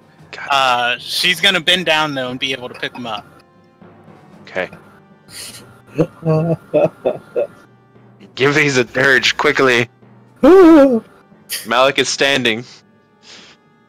Well, I'm not standing yet. I'm still laying in the fire. Well, you got good berries in your Well, mouth. the fire simmered out. Ember Stride is down. What was I going to ask? Now, the other option you do have, and this is on Tightrit's turn, because they both move after Dirge, is that you could try and Mage Hand one in there. That was my plan. All right, it is... Wait. Is that your whole turn? I'm gonna yell at that single snake that's standing by itself. Don't be lonely. Kill one of those clerics. So it's gonna move right here, and it's gonna hit this cleric. All right, go ahead and roll me an attack roll. 1d20. With my full poison teeth. There you go. Have that crit. The level 1 cleric feels very sad. Crit. Here, have this crit of 1d4. Snakes are OP. Oh, I didn't roll that.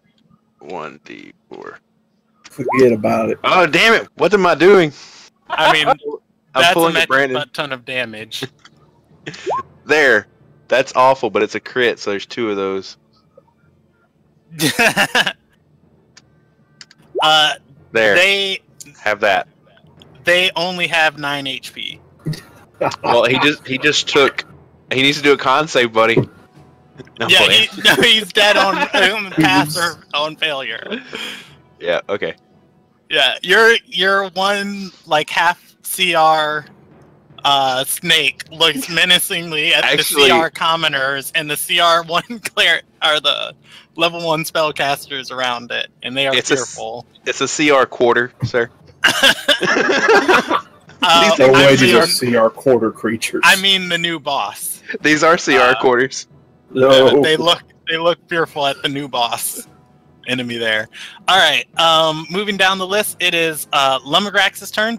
Moving down the list, it's Dirge's turn. 2 failures. Let's get that third roll. I'm on the Alright. my seat. Damn it, Wesley. All right. It was very nice playing with Dirge. However, he is not out of this campaign. I will tell you later.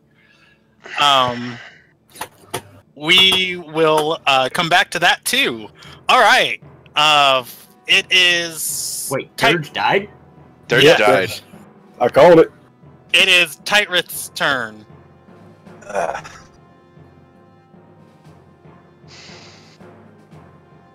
So, realistically, here we don't know if Lumigrax is alive or dead. And I wouldn't even know if either of you had, so... Yeah, if Taylor was here, I would tell you guys the result.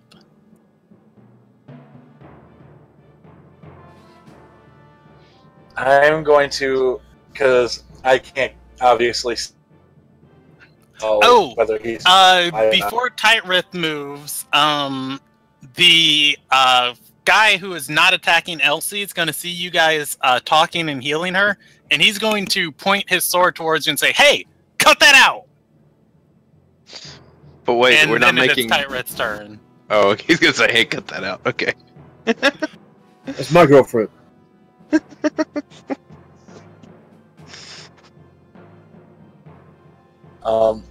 Yeah, since I wouldn't be able to tell from here if they're alive or not, I'm gonna mage hand some of the good berries that are on the ground, try to force feed them to Dirge still.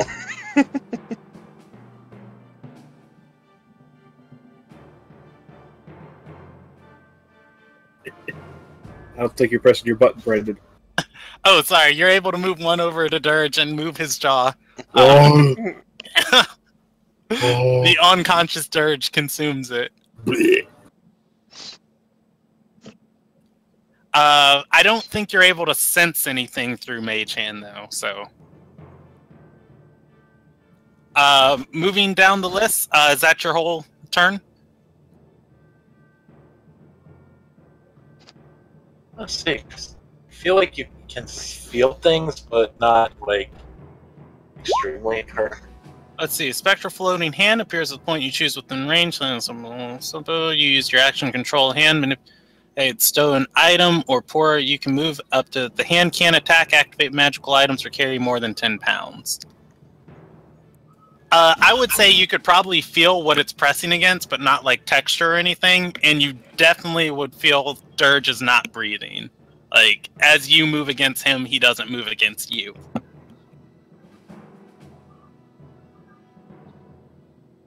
I will convey the message over to the others. Don't think Dirge made it. Alrighty. It is Elsie's turn. Seeing what just happened, how many... You threw 5 berries at her? Yeah. Yeah, she's going to go to the ground and start plopping these things in her mouth. She can interact with 1 for free as a action, and she could actually dunk on some of these clerics. Let me see what spell she has left. That's one of the snakes up there, boss. Yeah, but there's some the snake's not going to be able to get to. The player character could, or the CR quarter creatures could. It'll go. Right. This is how you win the campaign. Summon 8 CR quarter creatures. Well, I just want to see when you're able to summon 8 CR2 creatures. Oh yeah, when I think it's next level, I can start doing 8 CR halves. All right, she's going to cast magic missiles. Or 16. Or 16 CR quarters. Or she can cast another suggestion and ask the guy to leave.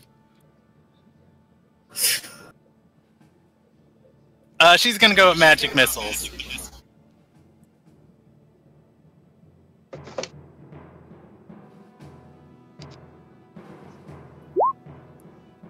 Alright, the first one deals 5 damage at the first cleric, then another 2 damage, which would put it at 7, and then another 2.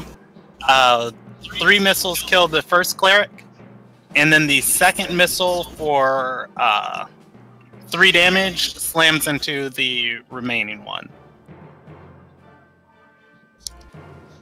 The recruits are looking very hesitantly at this as they are defending the clerics, and they're thinking maybe this isn't a good idea. Your scribe from the back, torn between the vampire and the clerics. The vampire doesn't seem focused on you. She's going to shoot at the cleric who got shot and deal 4 points of piercing damage. And let's see, that was... He took 3 last time, 4 this time, 7 points of damage. He's still alive. Alright. Moving down the list, that is... Oh, bottom of the round. Clerics, the 3 remaining. Oh, man. Let me see their domain to see what they have prepared with their one spell slot. Because they gotta get rid of the snake. This is gonna slither up to each of them and bite them in the balls until I they know. die. Let's see. They would be light domain. All right, so that would give them burning hands already prepared. Let's see, 15-foot cube. That guy would be able to hit it.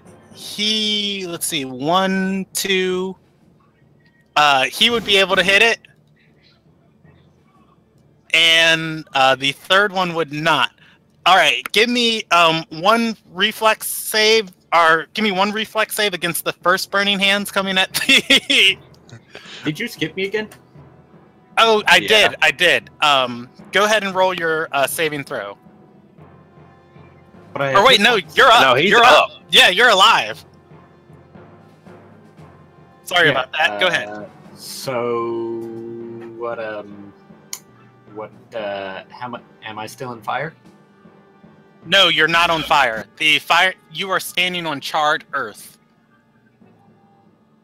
Okay, cool. I'm gonna spend half my movement to stand up. Is that knight still over there doing his thing? He's just chilling. Elsie told him to stop attacking, and he nodded and agreed. Okay. He did tell you guys to stop healing each other, though.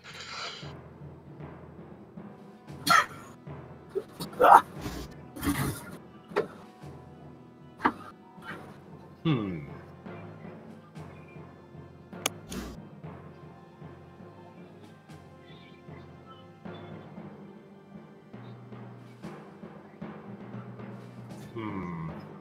Mm-hmm.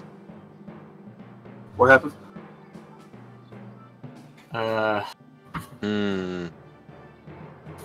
What's going on? JD is trying to decide what to do. So far, the vampire is focused on Emberstride's corpse, and you guys still have 3 clerics that are lobbing spells into you guys, protected by about 10 mobs. Okay, so the vampire is clearly trying to raise what's-her-face, yeah?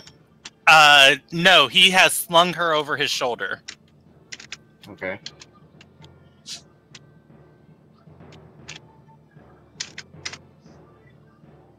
Does that mean he takes disadvantage since he's carrying something? His AC is still his AC.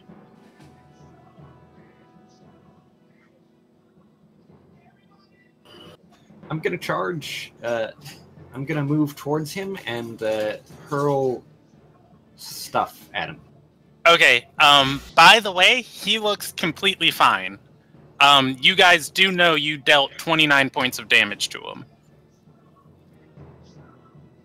Yeah. Well, guess what? Chill touch. 19 to hit. All right. Oh yeah, I remember you that. Hit him. Okay. He takes 8 necrotic and can't regain HP until next turn. And also, undead targets have disadvantage on attacks against me. Alrighty. Summon the snakes. Like, I'm not going to get tired of that, by the way. I will burn 2 sorcery points to cast a quickened spell. And I'm All right, going what to are you take casting? My selection of spells, because I'm pretty sure vampires are also resistant to cold, but not to acid. But acid splash is a reflex save, which he has a pretty decent save on. But let's go for it. Alrighty. Okay, why is my macro not working? It worked earlier. He's. Just There we go. Okay. The first one.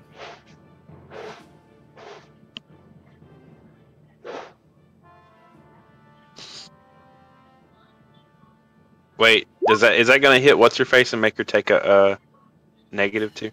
I could make it hit her as well, because it can be up to 2 creatures who are adjacent to each other. You can, but you guys do know I am not doing bosses or creatures that you guys kill roll death saving throws unless you specifically request me to. Well, she is then dead. I degrade part of her corpse. Corpse. Well, if he succeeds, he takes no damage. But I would like to say, where do you think you're going? Bub. Back. He looks back at you and hisses. Alright. All right. Hairball. It is. Your scribe took her turn. Oh, bottom of the round, clerics. All right, give me the first reflex save on burning away the new boss. Wait, what? They are casting burning hands on your snake. You said the new boss. Yeah, that's the new boss of the encounter. The snake? Yes. Okay. It's a. There. 15, it's going to pass and take half damage. I have to look up the damage of burning hands. Oh my gosh, I can search it in the compendium. I forgot about that.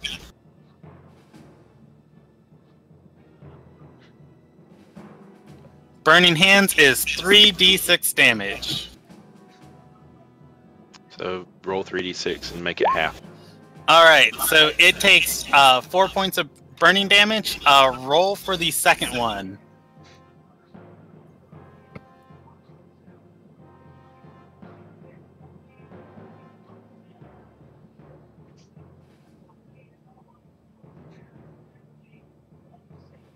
Wait, am I rolling a save again? Yeah, roll me a second save. Oh.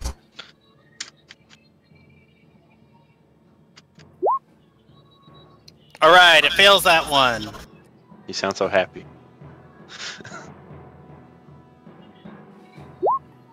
Alright, the snake is now a Florida fried snake. Yummy. It is incinerated. The clerics continue to lob spells at you guys. Wait. Malik, give me a reflex save. Please don't. You are getting hit by a sacred flame. Stop it. Damn it. Yeah. Get it out. And Tides of Chaos is down, yeah? Yes. Not cool, man. Not cool. It's a pass or fail thing. So, I think you should be happy to know the cleric shooting at you has 2 HP left. His flames materialize around you and then strike inwards, just barely missing you. Alright, it is... the mobs are going to continue to hold the front, as all of your... the rest of your people can't get in now to kill them, and it is top of the round. He is going to begin to fly with Ember Stride's body and leap over the edge of the mountain. And he has just enough movement to do it before he drops his fly speed and starts falling. Oh my gosh, move all these stupid snakes! The snakes can make an attack of opportunity at him. Kill him. Snakes.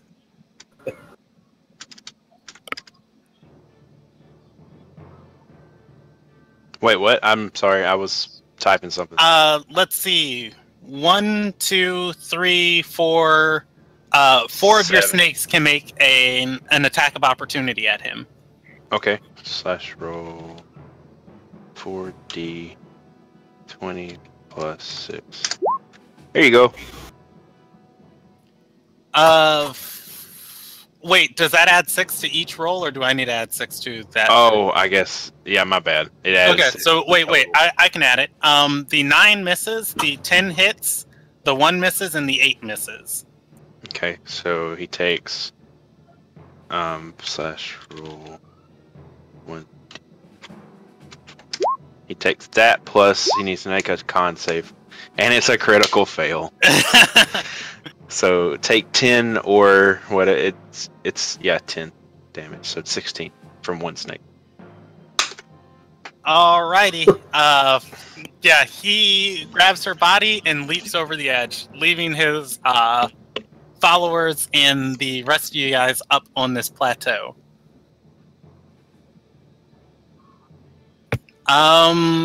It is Woody's turn. All right. We'll see what we got going on. Who's nearly dead and who's not? Actually, I think everybody's kind of standing up at this point, right? So. No. I'm not looking good. Just see. Yeah, I got you, fam. I got you. You still have over a dozen people squaring off against you. Yeah, but I got 7 snakes. These snakes. You seem to have forgotten. You have 7 snakes, but this is where the RTS elements come into play. They do have, let's see, 1, 2, 3, 4 instances of burning hands left. That's fine. I ain't worried about nothing. You know, he can probably. I've just thrown this out there. He can probably summon more. No, I'm out of spell slots on that because somebody decided to use protection from energy before I got here. That's done a little bit of work, hasn't it? Oh yeah, it kept me alive. It did. I'm not lying. It did. It saved me from her sword, that flame. So I'm appreciative, but I could have had more snakes. You could have had more snakes sooner. Hey, offensive power is a good strategy. Gosh, I can't decide between passing around good berries or using cure wounds once. What you don't know that I did forget to mention, because it hasn't taken effect at all this round, or since this part of the combat, the smaller guys, the clerics and the commoners, our recruits, have been dying to fire damage. Fire? Because I do know you have produce flame. Oh yeah, I do. Yeah, that's a cantrip. I'm gonna heal people before I start killing anything. I got my snakes to attack for me. You know what? Actually, I'm gonna take my turn. Oh gosh, I gotta look at a list. Give me 2 seconds. Sorry.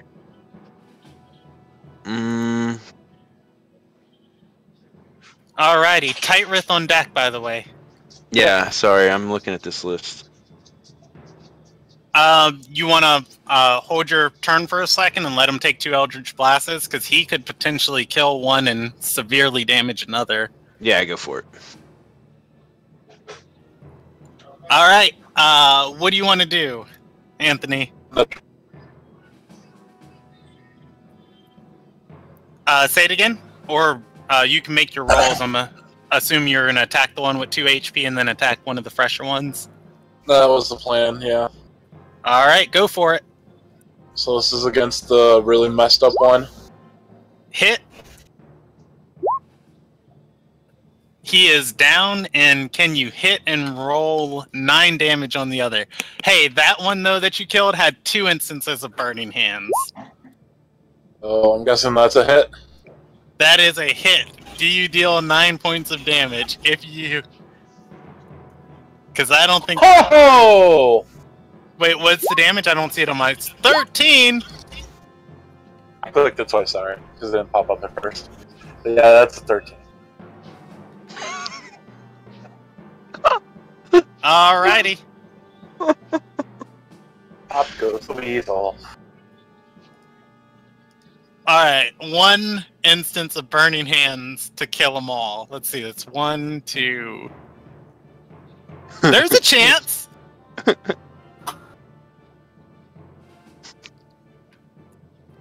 Alright, it is back to Woody's turn, unless you want to hold till after Mallet. What? Let's see. What did he do? He killed 2 of those clerics? Yes. Okay. Let's see.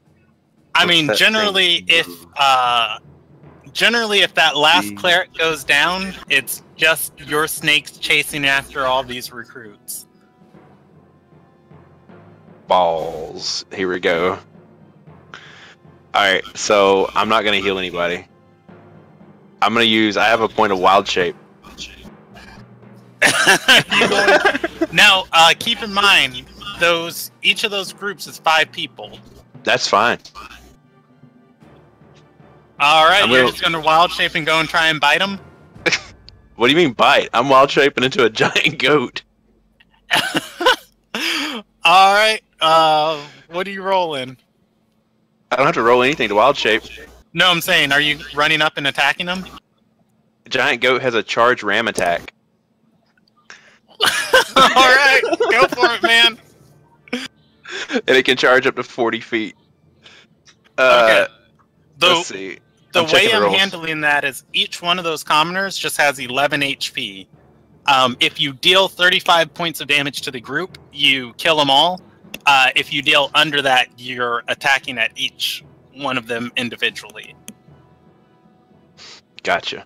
Okay, so I'm gonna to hit. It's 1d20 plus 5. You want to do that as a collective or what?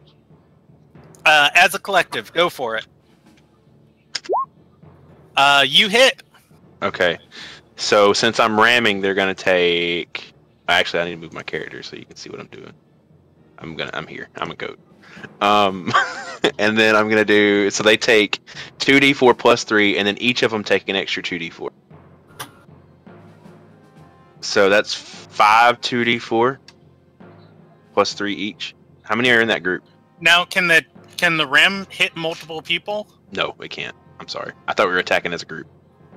Okay, so I guess roll 2d4 plus 3. And then an extra 2d4.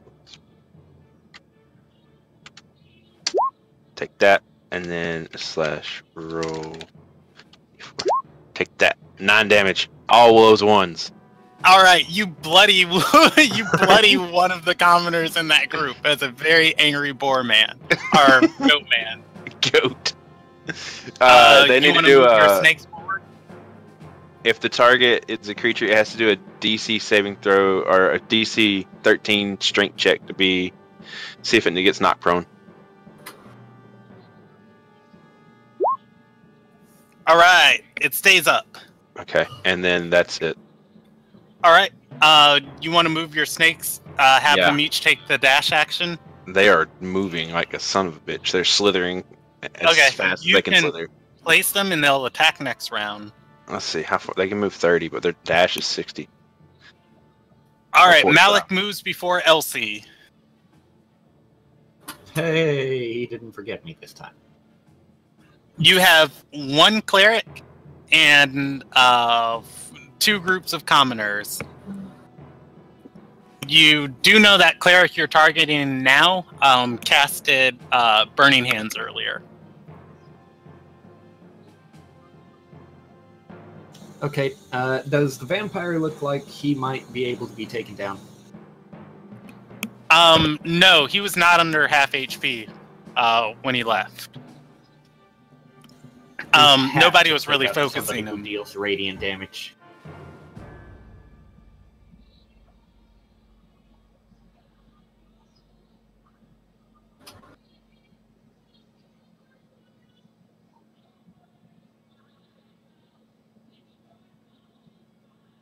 All right. Well, I'm all out of juice, so all I'm gonna do is chill touch that guy. Alrighty, he takes 6 points of necrotic damage. And then I'm gonna move back so that he can't hit me with Sacred Flame anymore. Oh, okay. I think he's gonna be more worried about these snakes. Yeah. Fair enough. But also, Chill Touch has a range of 120 feet, so I can just sit back here and give people the bad touch. All right, it is Elsie's turn, and I think she's also going to go with a cantrip, shooting a firebolt at the guy. Oof, 7 on the roll. Let me look at her spell attack. I need to roll my goat's health, by the way. Hang on. Sorry. Here we go.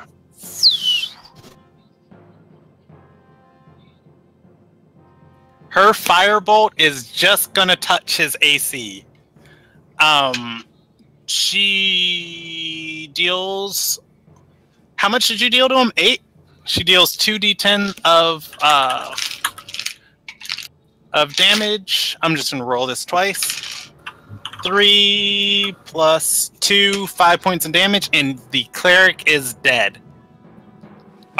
Do you just want to expedite all of this attacking between the commoners and you and see how many of your snakes they take out?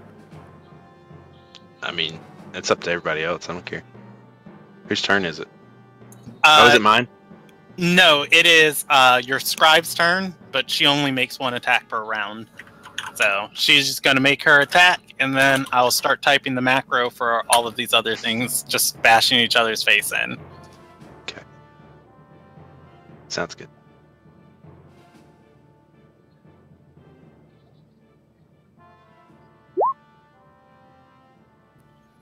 All right, she misses.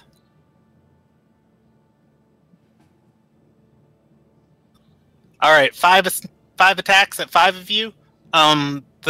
You will be the 4th attack.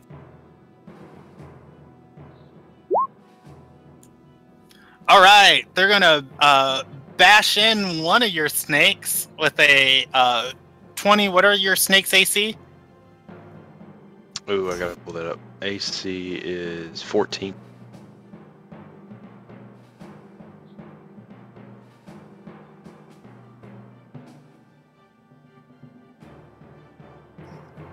All right. They are going to deal 4 points of damage. Each one of them that hit your snake deals 4 points of damage. You take 4 points of bludgeoning damage also. And then that critical one is going to take plus 3 times 2 is 6 plus 1 is going to be 7 points of bludgeoning damage on that critical one. So 7 plus 4 on that one? Yes. Yes. One of your snakes is down. Yep, that one's down. I just realized Alright. what you're doing. Actually, 2 of them are down because one had 2 health. This group is going to move over here and make 2 attacks, 1 at each of your snakes. I just realized this is a legit Zerg rush. Yes. And it's going to miss and miss. Well, that's a plus. That's a plus 3 on attack on that 10 at a 13. Still missing. Does that hit? Okay. No, 14. My snakes have higher AC than I do. All right. It is top of the round's turn. He has fled. She's dead. Woody's turn. Snakes. Okay, I tell my snakes, surround them. Surround them, my snakes. Okay.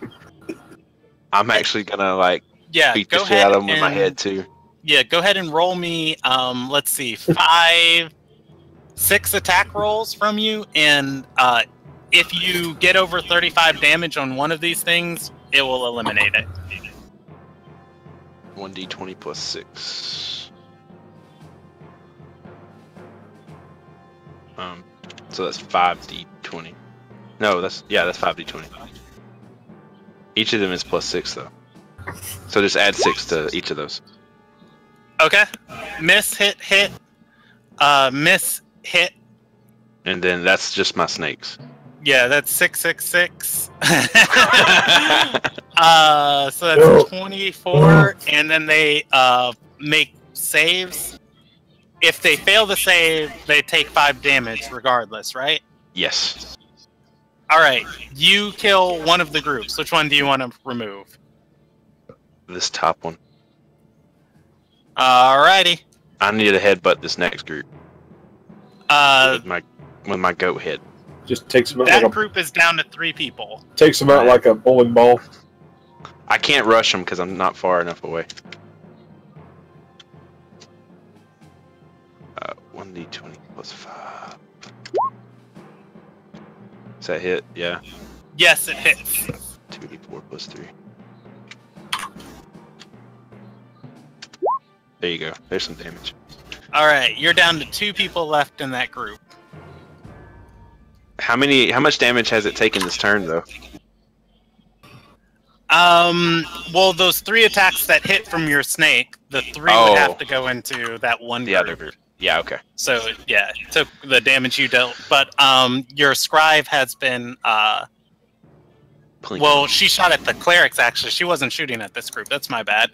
Yeah, this group still has, 4 more remaining people, then. Alrighty. I mean, we can expedite this. It is Malik's turn. Oh, no, Tigrith's turn. Pretty sure, yeah, you can blast these last couple people apart. Oh no, I missed Miss. something. Hit. Roll me damage on that, and then JD, you can roll me a cantrip of your choice. Well, it's gonna be chill touch. Alrighty. And Elsie is also going to. That's gonna be.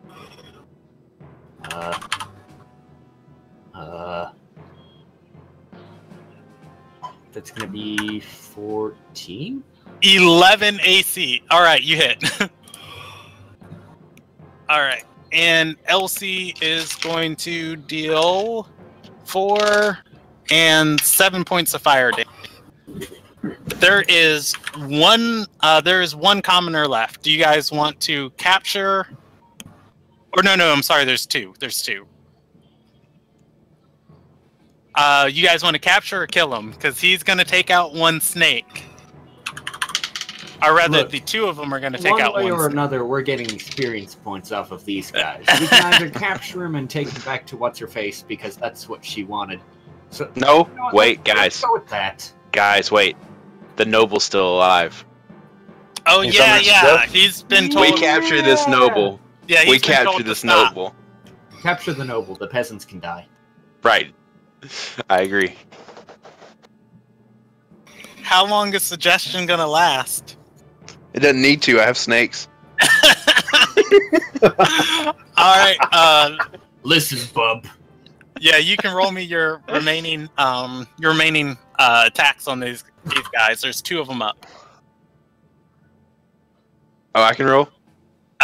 It's the next round. Or nope, sorry, Scribe moves. She misses terribly.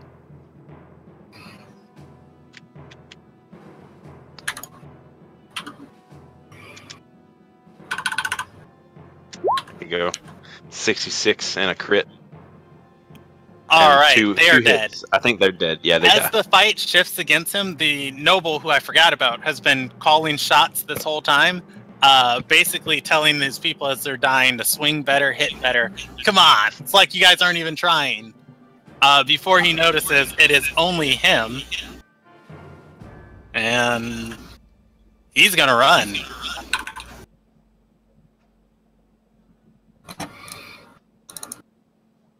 Run where?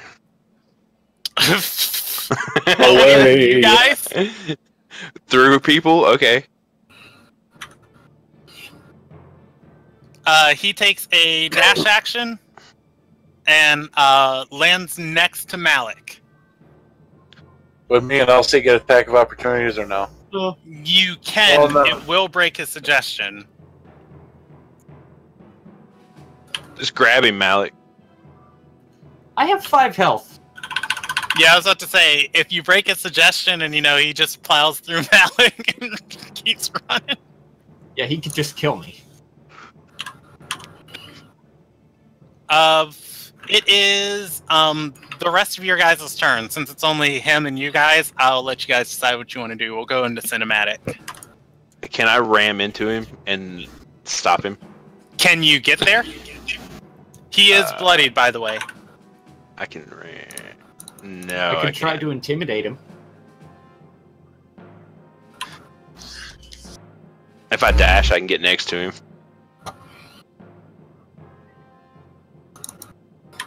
Let me dash next to him, and as a goat, I'm gonna yell "stop" to confuse him. Alrighty. What's Mal or Tightrith want to do?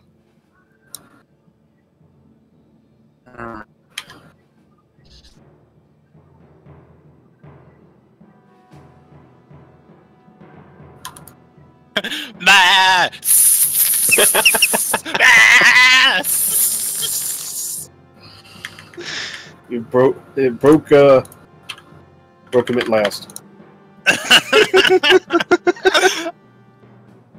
Okay.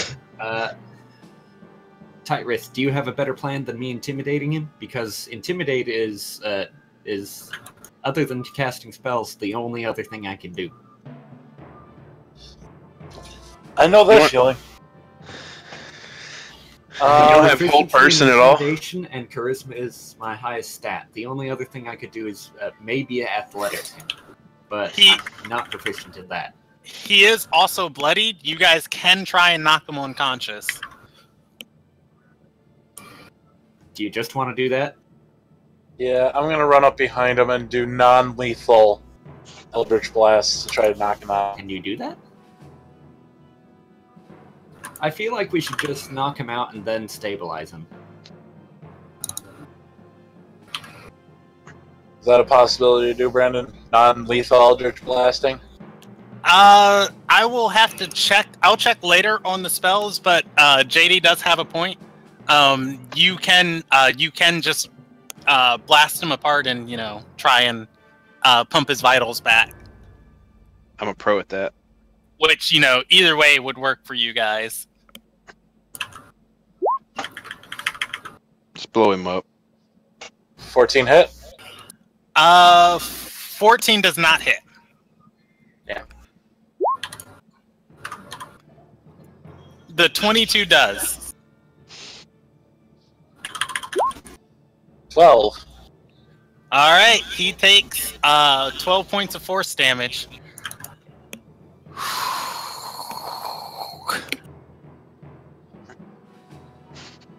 Tightrith. I mean, it's Malik, and then Elsie, then me. And then him again. Alright. This guy looks like he's barely hanging on by a thread. As you hit him with your Eldritch Blast, he shakes his head, snapping to him, gripping his greatsword, and says, "Wait, what's going on?" Okay, so here's the question. What's up? Do I take a swing at him with my weapon, which I have almost never used ever? Or do I listen to the vacuum in the background? Or do I use a thing that will almost certainly do damage? That's up to you. However you want this scene to play out, boss. Yeah, Listen I would to go your- with the damage if I was you. I'm gonna chill touch him. Yeah, if you're casting a spell, I am going to rule if it crits, you're blasting them apart. The chill touch, the 7 necrotic damage is going to knock him down.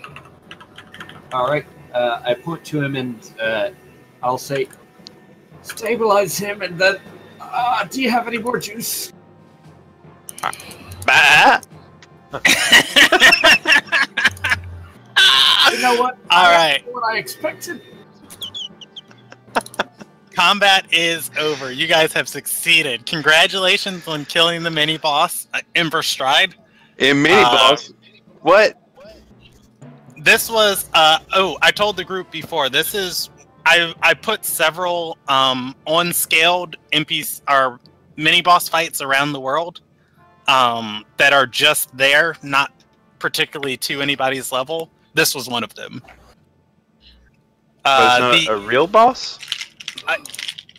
It is a boss. It just wasn't to your guys' level. She was a little bit higher level than you guys, which, would account for all the people dropping. Plus, she was fighting alongside a vampire lord, so, And about 50 other people. Yeah. Anyways, though, you guys lived. Yeah, we'll go into a different tone for the rest of the session tonight as you guys tell me what you want to do. Stabilize the noble. I'm gonna All shake right. back out of a goat. Roll me a medicine check. Okay. Yeah, going to his physiology, even though that other guy was flying around and walking through fire and doing all these weird things, this guy seems very human. You are able to stabilize him. Alright. Should Who's we tie him up? Who checks on Grax and Dirge? I'll do that. All right. Looking at Dirge, he has several bite marks over his body, and from the bite marks, there's black tissue forming around the bites. Lumigrax, though, just seems like he has been through all types of hell. He unfortunately did not make it through the fight.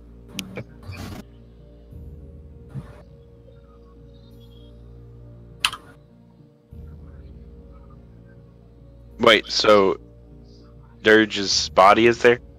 Dirge's body's there, and so is Lumigrax's. Do you guys want to give them a burial? And I will be messaging you on Facebook, Wesley. Can we take his body back to Are there any, or like carts or anything? Say it again. Are there any like carts or wheelbarrows or anything? Up here, there is not. But I mean, there's enough of you guys that are okay that you could drag the bodies back. or I could wild shape into a horse. Or some other animal that could carry his body.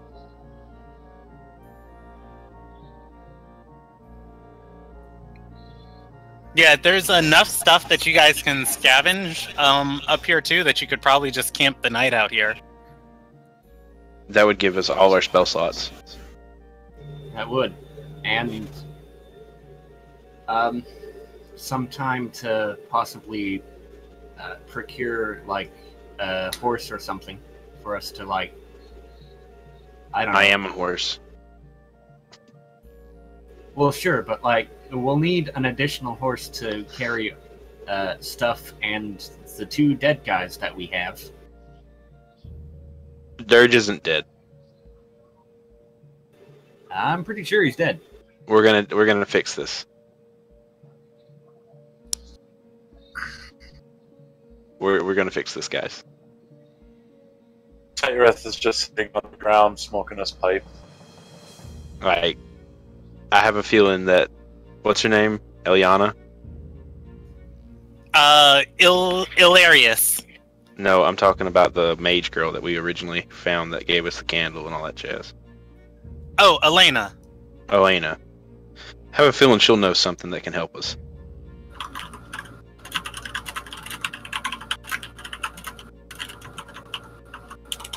Anybody here know a necromancer?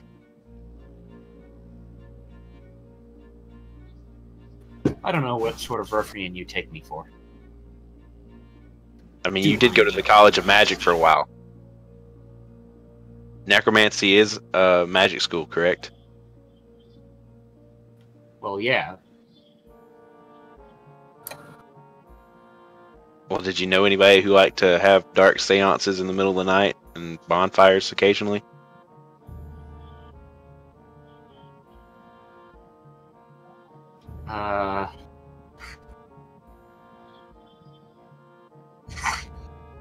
No, because that wasn't my gig. Oh, I see, okay. Tythrith? I don't have any friends like that, unfortunately to say. I thought you were about to say you didn't have friends. What are we, Tythrith? He's gonna keep smoking the pipe, not say anything to that. I say we camp up here for the night, though, for real. If that's okay with everybody. That's fine. Alrighty. Can our scribe write a message in the book, since we now know that it communicates to what's-her-face? Yes, she did already ask Anadelia for help. She did. Yes, that was something Tightrith had her do. Can she say something about the dead bodies? Okay. Do you want to tell her to say anything specifically? We need some dark magic now. I don't know. Maybe we need some people rezzed is a better phrase to use. We need some resurrection now. All the resurrection. All right. You guys are. I'll just explain what happens for the afternoon. There is a the green area on the map. If you scroll up to it, there is a well-tamed garden here with a statue of the god Galesong. If there's any place for a proper warrior's memorial, that would be the place. However, if you guys go about the afternoon as you have previously described, give me one quick second to send Wesley another message, and then I'll describe to you guys what happens.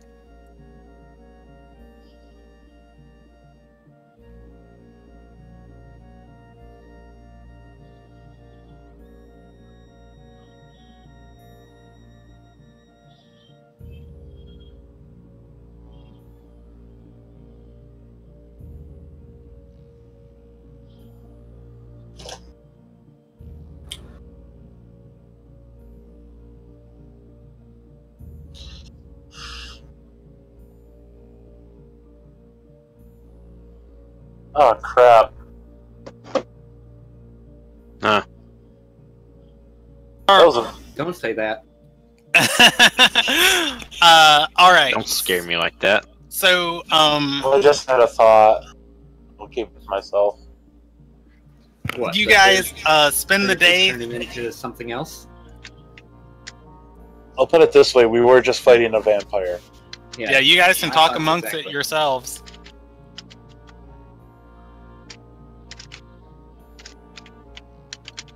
What Do if you guys want to have any more discussion before we fast forward through the evening? I don't know a whole lot about vampires as a character, so I know they're unnatural.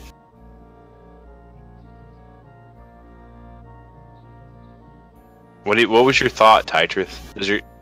Out of character here. Does your character know anything about them? Just general knowledge of. Yeah, you guys that can. Hey, You guys can roll a history check if there's any information you think your character would or wouldn't have access to. I'll do a history. 16. All right. You have spoken to Anderis about this. He does not like the Terrai because they pervert life, and on death is a common sentiment of fighting against them. It's very likely he'll rise again as some type of Terrai.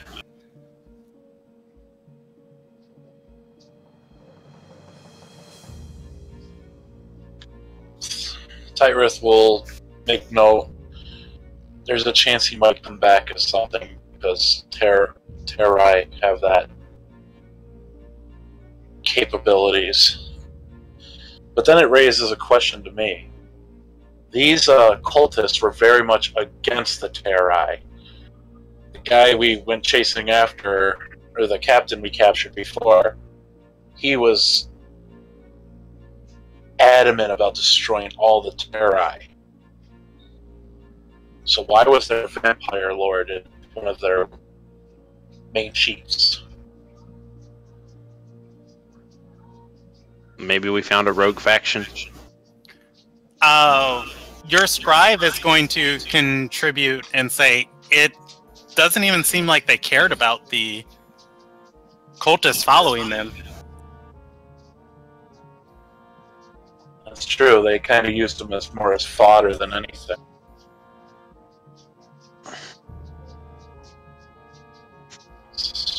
So maybe this cult of Ember, they're not so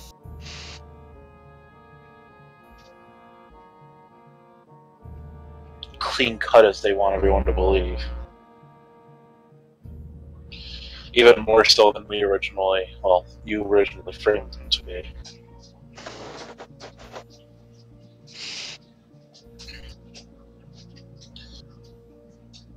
So is there a danger of this guy coming back, or should we, like... Is it going to be Dirge, or is it going to be another thing in Dirge's body that comes back? I don't know, and that worries me. Malak, do you know anything about vampires? Correct me if I'm wrong, but undead would be a religion check, not a history check, wouldn't it?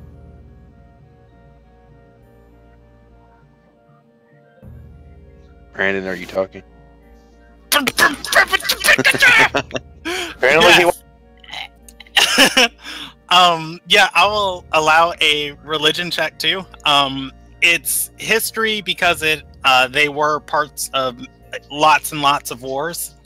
But religion too would make sense. Bupkis. I got 12. Yeah, you're gonna recall some of the people that created the Terrai and the events that spawned them. And I guess some of their more fringe or rather common beliefs. But other than that, you're not going to provide any more additional information than Anthony. Brandon, Yes. I want to talk to my god, see if he has any insight on what might happen or what's going on. Alrighty. So I'm going to use one of my. I'm going to pull out a bowl and use one of my bottles of the river water to communicate with Andrus. Alright, and he is your patron, by the way.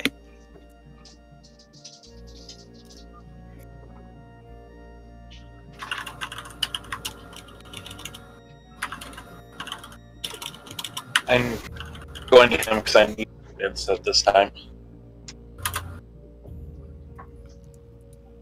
Alright, you have to speak first into the water. What did you want to say to him?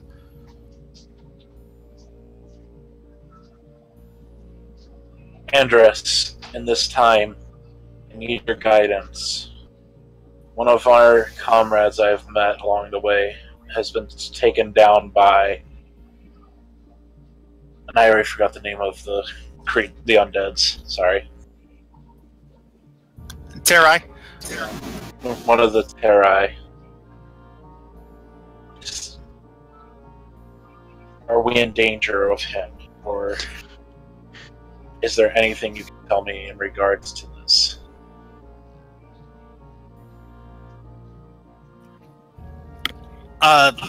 There is a long silence before you hear anything.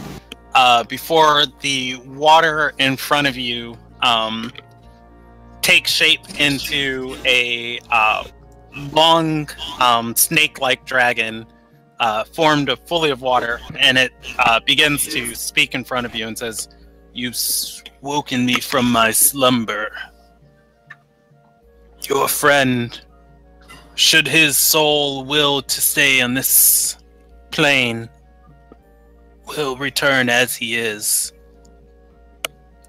However, if he does not fight,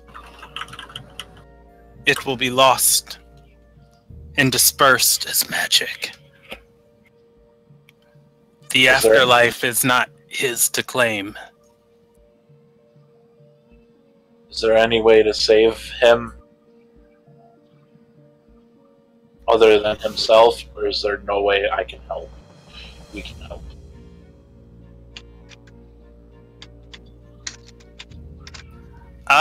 Let me roll a percentage die for him.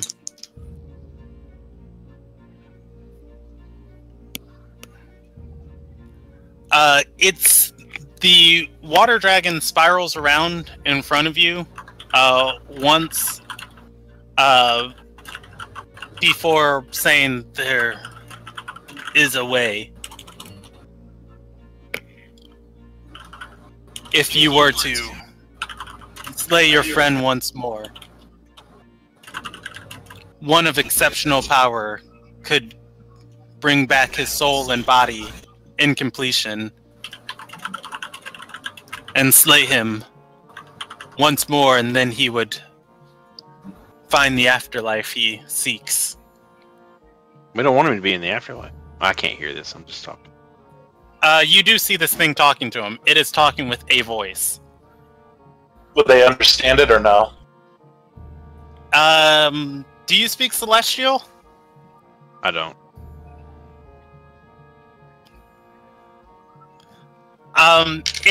It would be communicating in Celestial, but you'd be understanding it in a language that you could understand.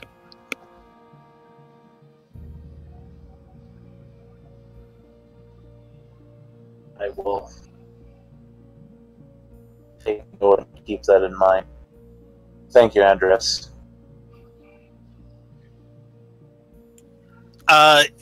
It spirals around once more and says, as your friend rests now, his soul is no more, and disappears. So he just said that if Dirge fights, he'll come back in his own body. Yeah. His mind will. But it won't be truly Dirge. Alright, I guess decapitation and fire is the only answer. Malik will stand and say, no. So you want him to kill us if he comes back, is what you're saying. You want to sentence us all to death. No, but... Because do you have spell slots? No, I've got no more spells for the day. I'm tapped out. But... Titrus, do you have spell slots? I ran out of spell capabilities before we got here. And I don't have any spell slots. So, old Dirge here, he was a big old dude. I don't think our cantrips are gonna stop him. That may be. But think of all the adventure that we've had. Do we not owe him something more than just decapitating him and burning him alive? Is that what he would want? Absolutely. You know what? Does anybody have a beer? We'll pour beer out over him and burn him with it. Wesley, by the way, everything I sent to you, you can choose to share or not. I was just telling you those are your options. If you want to talk to your party, you're still a part of this party. Oh yeah, I'm letting things unfold naturally. Just whatever course of action, I'm not gonna protest either way. So don't worry about me. Like my life here, I would chop his head off and set him on fire. And I think it's the smart decision if we do that. Because then he won't come back.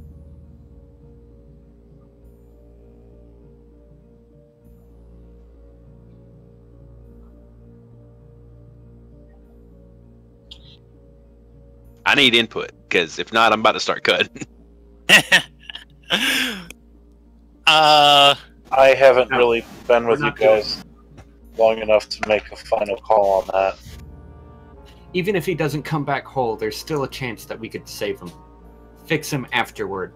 I don't know how, but if there's a chance, I know I would want you to take it for me. Alright. Let's put it this way. He comes back, I'm going to let him eat you, and I'm running. You get no sympathy from me. You want to put your life on that line? You want to bet on that? I've got 50 feet of rope right here. If we bind him up enough, not even Dirge would be able to break from that. You have fun. You do it, because my knots suck. Well, there may be another way to restrain him further. Yeah, I know. If I sleep and get my spells back, you know, paralyzing magic is always fairly decent against, well, Dirge's sort. Well, not to sound cynical, we could just break all the bones in his arms and legs so he couldn't move. We could fix those later. I like your idea. I like it. Let's start snapping, boys. So that way, even if he does come back, he won't be able to, control his body to get up. Let's break his arms Sure, and tie them. When he comes back, we don't have a guarantee that he's not going to regenerate any injuries. I mean, what would be the point of coming back to life from death if you just come back without any stamina to back you up? How about we break all of his bones and then tie him up? And it's the best of both worlds. That was my next suggestion. We have enough rope to tie him and the nobleman then right there out. I'd like to do some... Brandon, you said we could salvage this area. Is there more rope around? I've got an explorer's pack with rope too. Yeah, I was gonna say I can get you a whole loot table. Let's use probably about only 30 feet on the nobleman. I doubt he'll be able to really do much of anything. And then we'll use 70 feet on Dirge. That seems more practical. We should probably, check out the corpses of all the people around, see if there's anything salvageable. Yeah, and if it makes you feel any better, we could probably construct some sort of funeral pyre out of wood and place Dirge on it in the event that he wakes up and he is completely gone. Sounds like a plan. Put Lumigrax next to him. I say we make a separate one for Lumigrax. Just... I don't know, that sort of thing matters, you know? Yeah, okay. Let's do that. Malik will take a step closer towards Woody and say, "It matters." Okay, that's fine. I don't believe in the whole burning thing anyway, but you can go ahead if you think he'd enjoy it. I don't know, but fire spawn come out of the fire. It seems a bit appropriate that they'd go out in it as well. It's true. Okay, well. Alright, well, I'll get to setting up camp if you two want to do the heavy lifting. Wait a second. Wait, hold up. I just remembered. We met his dad! Oh, wait. Yes, you did. We met his dad. And now his son's dead. We'll be okay. He didn't really like his father anyway, so... I think returning... That's what I'm also debating about with Lumigrax. Should we return the body to his family? Nope. If these bodies do not come back to life at all, they're not leaving this plateau. I'm not traveling with something that could possibly kill me.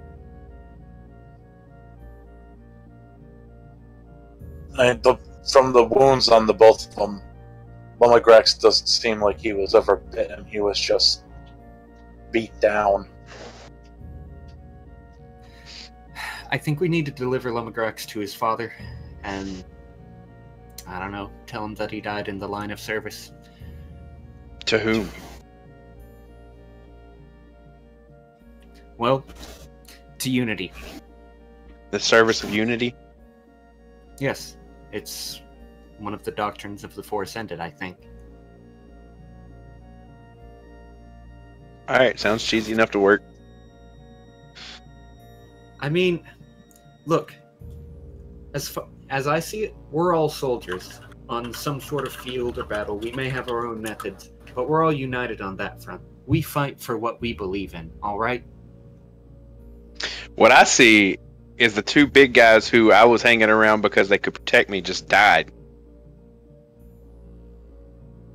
So at this point, I'm scared for my own life. Yeah, it might be wise to lay low for a little while after this.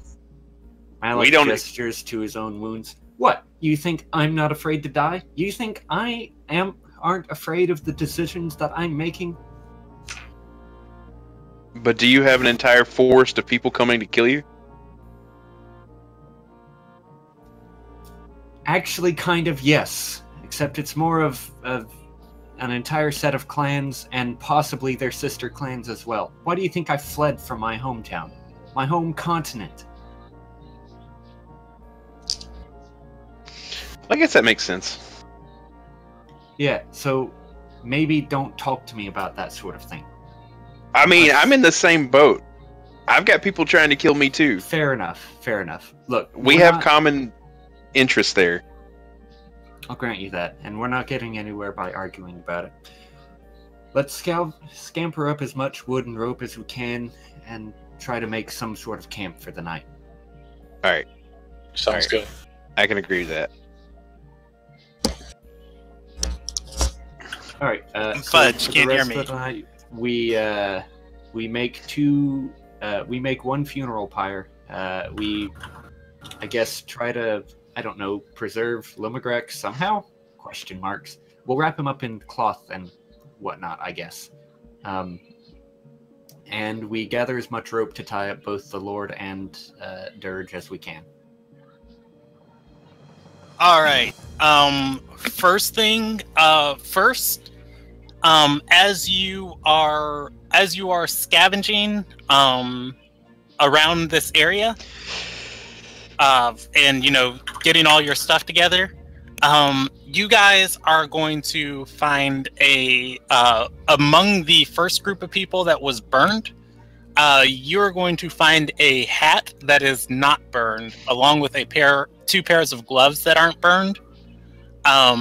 Additionally, you find 800 enough to put together to be 800 gold pieces, enough to put together to be 900 silver pieces,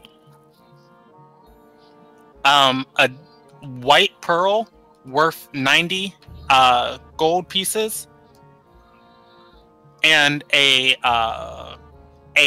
blue gemstone. Are we supposed to be writing this down? You guys can if you want. I'm just telling you what you find as you go through this area. Okay, Malak isn't particularly interested in treasure, so he's going to hand off that stuff to, I don't know, Woody, Tight-Wrist, somebody. Alrighty. Can I do Arcana checks on the hat and the gloves? You can. Go ahead and roll it. Nat 0 on the hat. I mean, it's weird it wasn't burned by the fire. Probably not magic, maybe luck. How about that? Yes, they're magical. Yes. I'm gonna look at Malak and be like, I guess the fire just didn't touch this stuff. It's trash anyway, and throw it aside. Malak will glance over at the hat and gloves. No, it's magical. What do you mean it's magical? They're just plain old gloves and a hat. What are you talking about? I guess I add the hat and gloves to my inventory then. Alright, there are 2 pairs of gloves and 1 hat. Finally, you guys find a ceramic ring that looks really well crafted. A glass figurine that is not shattered. Can I do detect magic on those? You can. You cast it, and you do not detect any magic coming from them. During either one? Neither one of them. You guys find 35 holy symbols. 35? I mean, not everybody was packing one up here, but yes, you find 35 holy symbols. Are they wood or silver? What are they made of? Actually, let's cut that in half. They're silver. Half of the wooden ones you guys find are half are wood, half are silver. Half of the wooden ones are burned. So there's one that's half wood and half silver. No, it's silver. Okay, so there's 17 silver and 16 wood. Yes. And okay. out of That's Oh, math's how off. math works. That's not how math works. 17 My and bad. 18. yeah, 18. out of the wood ones, only 8 of them are in good condition. Alright, so let's start with the gold. There's 4 of us left, so 200 apiece. Seems fine. I'm down. And then the silver there was 900 of. So that'd be 250. That's not how math works. It would be about... Or 225, sorry. 900. Yeah, 225. Okay. That's fine. Alright, then a pearl and a gem. I don't have any use for a pearl. Y'all can have that. I've already added the holy symbols to my inventory.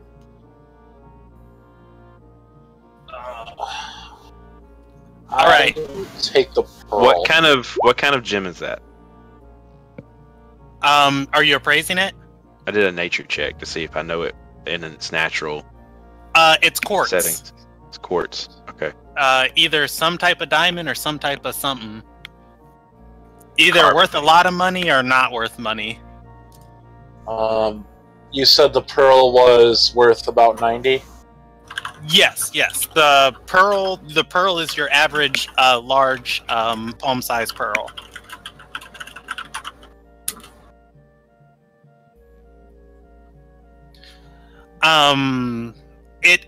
Then your final bits of loot, you find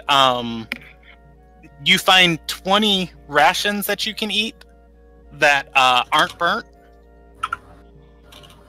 And the vampire dropped his dagger that was that you guys know was burning you as it was slashing through you. However, it Alright. doesn't look like it's on fire or anything.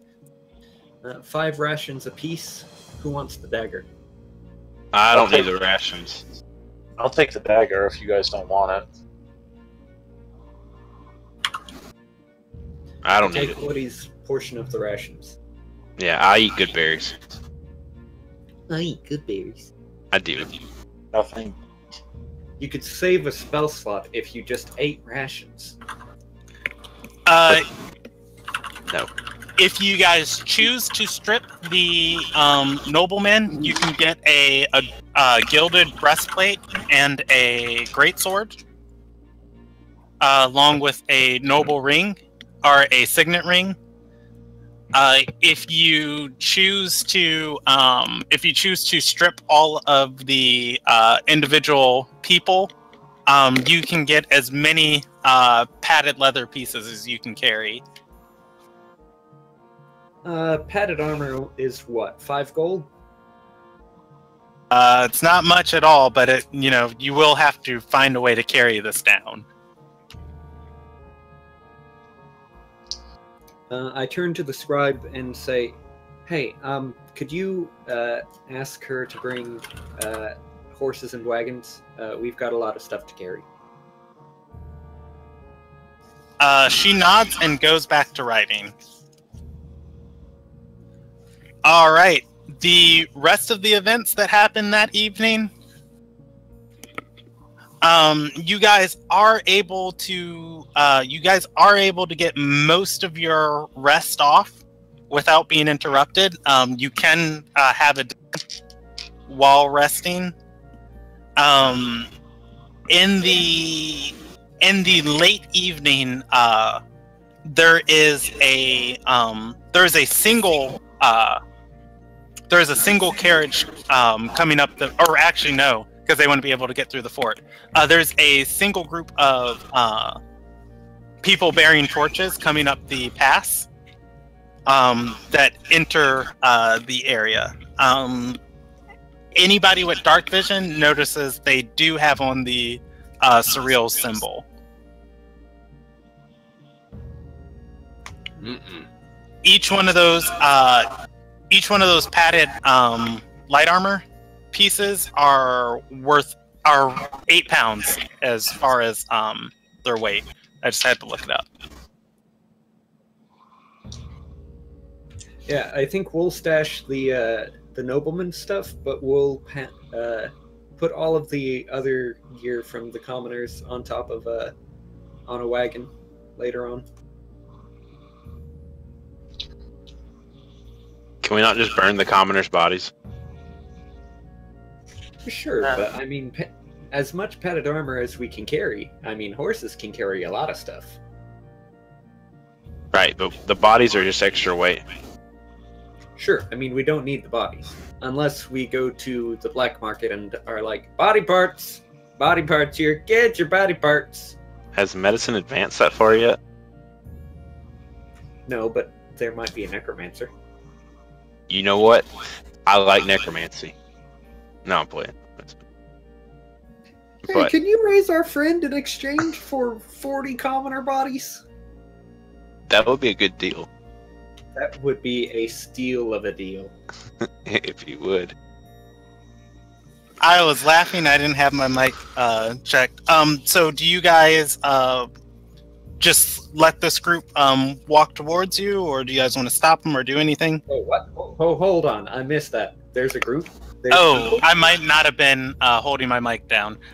Yes, there is a group. There is a group bearing torches, walking down the pass. Anyone with night vision notices they are wearing the surreal symbol. You guys do get off most of your rest down. So does that mean we're fully healed or no? This does not interrupt your rest having a conversation with them. Okay. Yeah. And the Cyrills are the people that we called to, yeah? Yes, that is Raichia's wife. Okay. Or rather, her family-in-law. Alright, Malak will gesture to the rest of the group, tell them to stay here, and walk up to the guards. He'll say, I'm afraid, well, the party's over. But, thanks, I guess. In the middle of the group, a well-dressed man steps forward from among the soldiers, and he is... My NPC folder's on the other side of the desk. You do recognize him as Anadelia Squire. He adjusts his glasses and says, this is very fortunate that we were not retrieving your corpses then. However, we did have other terms that we were sent here on should you have survived. And what might those be?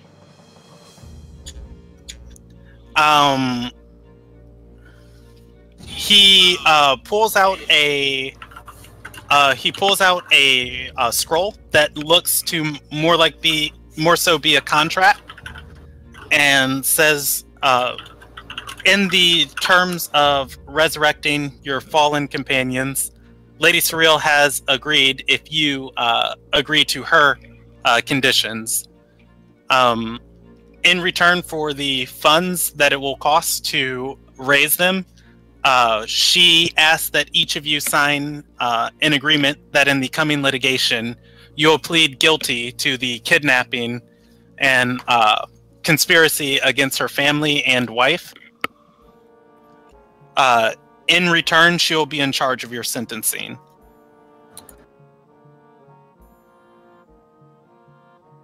Do we hear that or no? Would I hear that or no? You can make a listen check. They are talking near the entrance of the pass. So perception.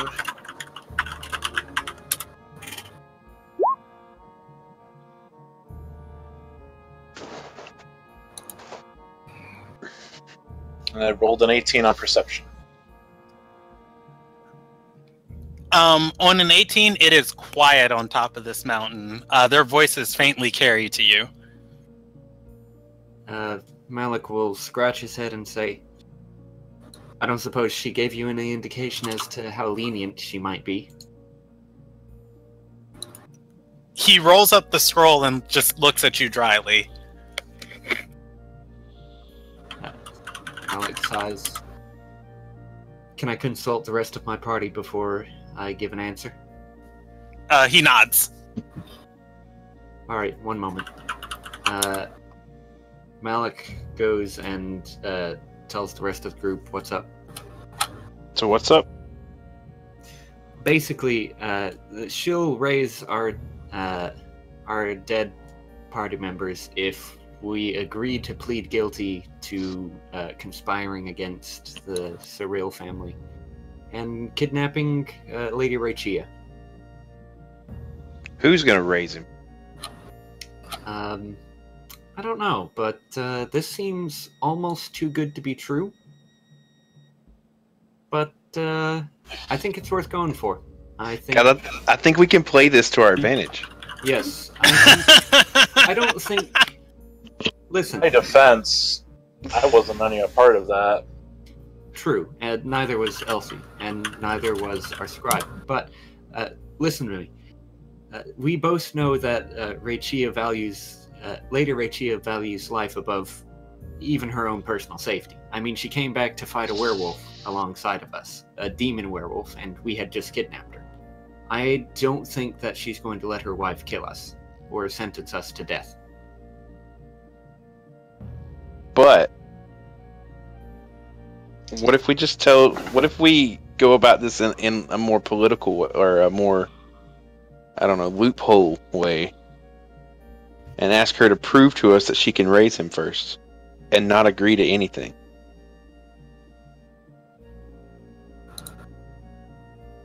You know what? She doesn't strike me as the liar sort. No, that's fine. That's fine. She may not be lying, but we can act like we don't believe her regardless and get her. Basically, we're going to swindle her out of a resurrection spell. I don't think that... Now, I may not be the smartest, the sharpest tool in the kitchen drawer, but I don't think that seems like a good idea. You've already pissed me off enough. You guys also notice your scribe is pausing and writing. When you get to the swindle part, she stops and her quill is hovering above the page. You better stop writing right now. She nods and says, I didn't think you wanted me to write that part. Yeah, no, you need to not write that part right there. Give her a raise. In fact, close that book for the moment. This whole conversation doesn't need to be recorded. She rolled an intelligence check and passed it for once, rolling a 19. Malik passes her 10 gold and says, and don't tell Lantier that you didn't write this part. Oh, that dishonesty is going to sit hard with her, but she accepts it. So I say we conditionally accept this offer until we speak to Rachia, or speak to whoever he's taking us to. Sure. Malik will return to the soldiers. Alrighty, I'm listening. Sorry about that. Does anybody come with him? I'm coming. Okay. Drat. I was going to say, yeah, we agree. Wholeheartedly. No, I need to make sure this gets conveyed correctly. Malik says, apparently my representative, Woody? So, you're saying you want us to plead guilty to kidnapping this woman, yeah? He nods and says, Lady Anadelia has built up sufficient evidence against you. How do we know that she can actually raise him from the dead? He gestures back towards the city, which you can see in the distance, and says, Lady Cyril and Lady Nakart are among the largest donators to the Four Ascended in the country. She has a ongoing good favor with the Chantry of Unity. And you think they're going to raise a criminal just to have him sentenced immediately after? If she commands it. I say we need to we need to speak to her concerning this matter. Can we conditionally accept this offer?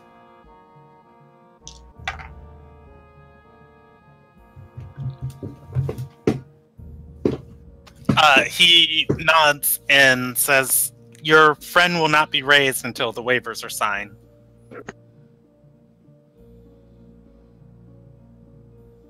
Okay, but I still need to speak to her first. I need to be made positive this is going to happen. I need her word as well as my written signature. He pulls back out the scroll he read from, and that's not her word. Shows it to you. That's her not her signature word. Is at the bottom of it. Prove to me that she signed that. He points to her signature. That's not proof.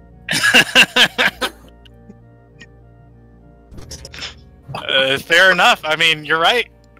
It's not. I did not witness her signing that paper. You may have written that. You could be who you say you. You could be not who you say you are, and you're just going to lead.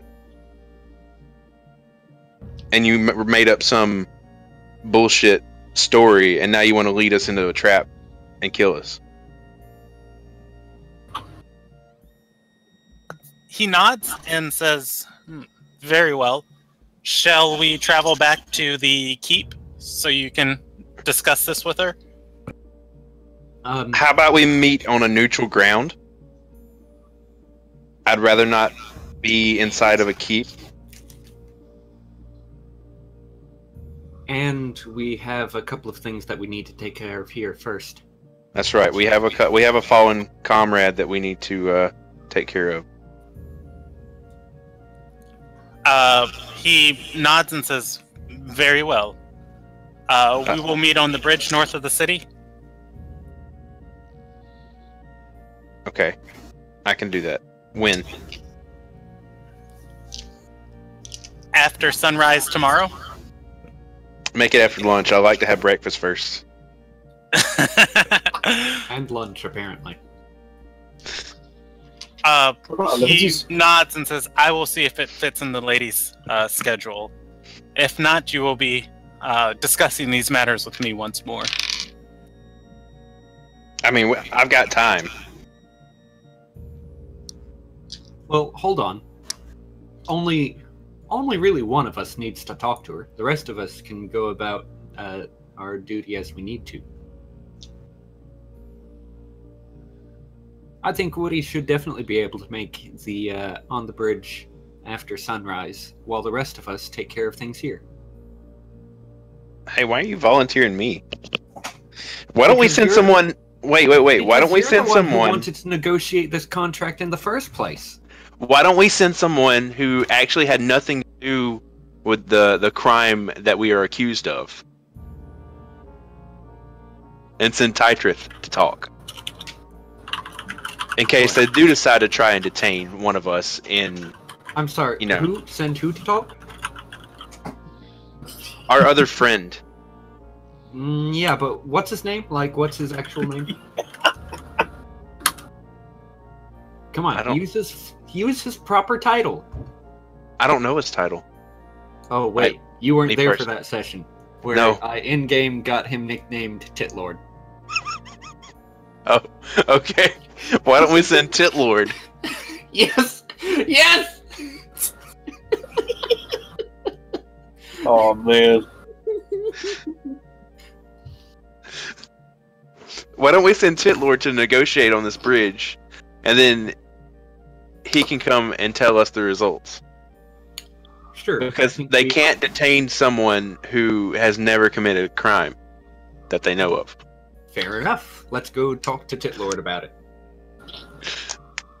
You guards, you stay right there. Don't move. They look ready to go. Go where? Like fight? No, One depart. second. They have no reason to be here anymore. You guys don't need One help, second. and Oh, I see. You said ready to go. I'm about to say, let's go. Like, we got spell slots back. Let's go. I got more snakes. Let's go. I got 2 whole more sets of snakes. We don't have our spell slots back. We didn't finish the long rest. I get them all back on a short rest. Let's go. Well, okay, that's broke, but whatever. I do. Same for me.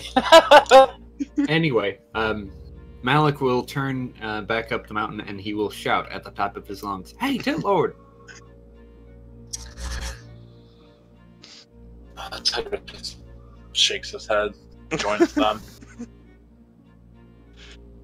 oh, as you So- depart, Elsie, from the campfire you guys made, she's just gonna like call back to you. You let them call you that? I forgot about her. He just looks back. It's been a long 15 years. So, Titlord, or Titrith, whatever you want, whatever Malik here wants to call you. It's Titlord. Okay, Titlord. You're gonna negotiate with this evil lady. She's not evil. Probably. With this lady who is conspiring to kill us. Just underhanded as fuck. I'm gonna whisper into Malik's ear. That's fine. We should have Elsie go with me. She is related. She's what? Elsie's a noble. She's related to. Yeah, she is cousins with Anadelia's best friend. Oh, okay, I didn't know that. So we should have her go as well. Maybe if she can put in a good word. That's fine. Now this is out of character here. The only I don't know anything about Elsie and her character, but I don't know anything about the girl who plays her either. So if she's a true shitbag, like she should be if she joined Group 1. No, she's a pretty good role player. Just her as a person, she's very goofy. But to describe her character and the characters you're interacting with, Titrith would know that the Nakarts are normally really good people. As far as everybody has a pretty good opinion about them. However, they are also super vindictive. And the Surreals are basically seen as part of the Nakart house. A lot of people see them as 2 sides of the same coin. Okay. That said, when you guys met Elsie, the first thing she did was despite being attacked on a bridge, just death glare Titrith. She hit me too. Don't forget that. Oh yeah, she did assault you also. Yeah, you wouldn't know this, Leslie, because you weren't, or Justin, because you weren't here for it. She's actually my fiance. Oh, okay. Well, then let's send both of them. Y'all die. If y'all die, y'all die together. Yes, but see, here's the other thing. That It's not none like of the they party like knows. each other. Here's the other thing that the rest of the party doesn't know. Malik has the hots for Elsie. Because they're both shattered. I see. Yes. Okay. Either way, if she wants to go, let her go. We'll run it by It's her. still And it's forms still for my plan. It still works for my plan because she wasn't involved in the original exactly. encounter thing either. So they couldn't just detain her for no reason. I'm just saying it might be beneficial if we tried to get her to go as well, for the simple fact she might have some pull with Anadelia. All right, that's fine. As long as you can control your woman. And right now she just wants to shove that Unity blade through my chest, but that's besides the point. Good. There'll be a little bit of hatred there. It's always good to see. All right, the decision's made. You guys tell the squire or the steward. Yeah. Okay. He's going to carry word back to the manor or the keep, and as you guys go back to sleep, it's around midnight as you guys would be finishing your short rest, your long rests. As you guys did complete that fight in the early afternoon, you hear Dirge shaking against his ropes. Okay, so we finished our long rest? Yes, you did. Nice. Wesley, what was your decision on what we discussed? Am I controlling Dirge? Did you see the message I sent you? Yeah. I will respond to that real quick. Just need one more detail. Sorry, guys. You're good. Flow is going so well here. I hate to. Real quick, Brandon, when do I get my my reduced max hit points restored? I will have to read that spell effect real quick. I'm pretty sure it's at sunrise on the next day.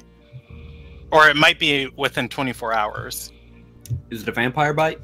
Yes. Okay, I'll look it up.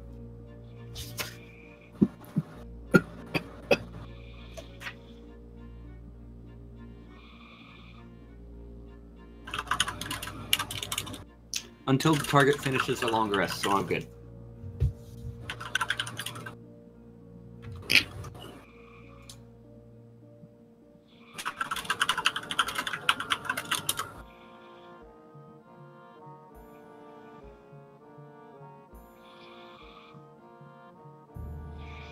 How about them Braves?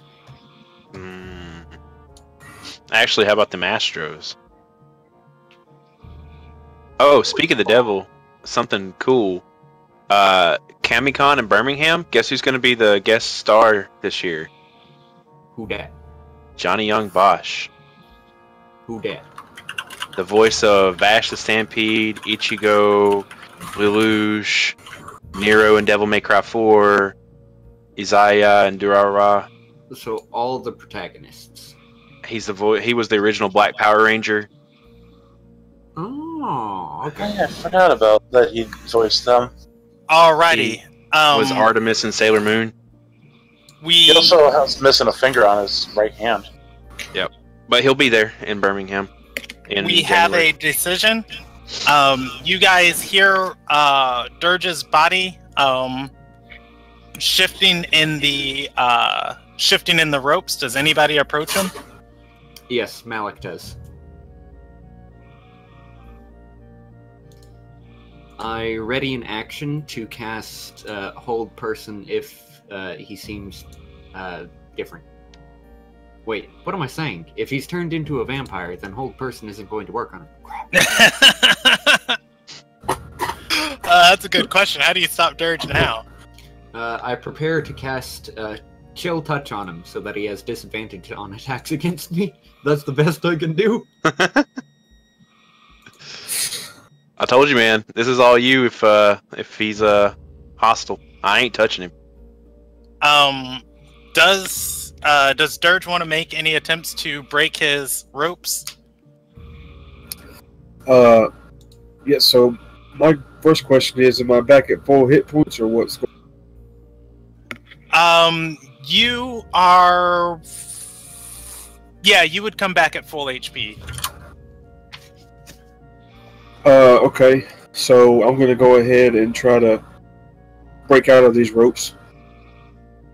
All right, roll me a strength save. Or his Or bones. athletics check. Right, athletics. Yeah, athletics check. I know you're trained in that. All right.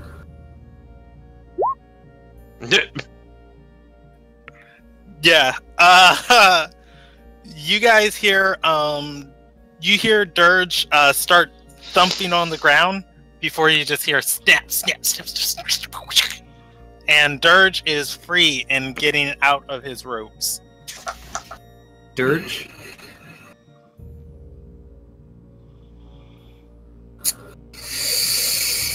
Yes, Malik. What is it? Is that you in there? Close. Never serves. Close. As in not 100%? I've, had some time to think things over. While you were dead. So that's what it's like. I suppose so. Just so that I can tell the rest of the group not to, light you up, as it were. Are you gonna go on a murderous rampage and kill us? Would it make you feel better if I say I haven't decided yet? A little bit. Yeah, actually. But I feel like I should also mention Woody and Tyrith, they kind of wanted to chop off your head and burn you alive, or burn your corpse. So I was pretty much the only one, talking on your side of things here. Just hedging my bets, if you will. Well,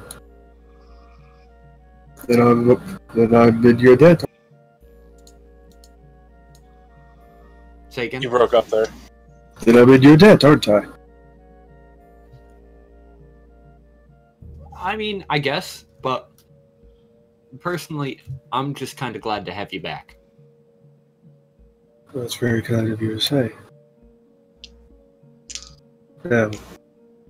I mean, despite what crap I may give you, I actually do care about each one of these lugnuts we call our companions.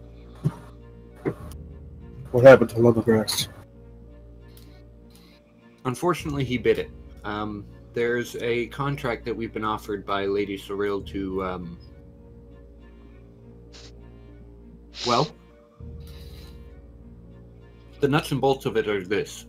She'll raise any of our fallen party members, which I'm not sure how that would work with you. In exchange, we plead guilty to conspiring against her family. Now, well, as you can see, I'm up and about, aren't I? mm-hmm. But there still is the matter of Lumagrax.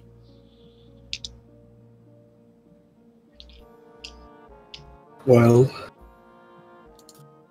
so you understand that it wouldn't be jail for me. I think we could swing it another way. It might not be too much better, but I think we could go make a cry for indentured servitude instead. No, Malik. I've been given a new lease on life. Why would I come back just to relinquish myself into slavery or servitude, whichever you...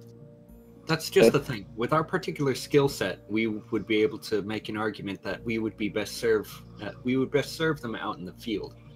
It would be less indentured servitude and just more having an agenda, I guess.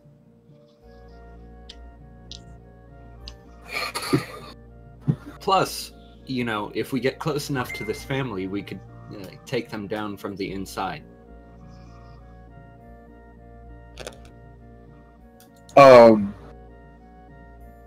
Is Lumagrax and Dirge's body on the same pyre?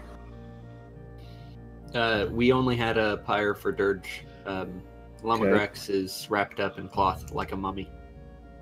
Okay. Are their bodies bloody mummy? Have y'all burned the other bodies yet? No, we weren't gonna bother.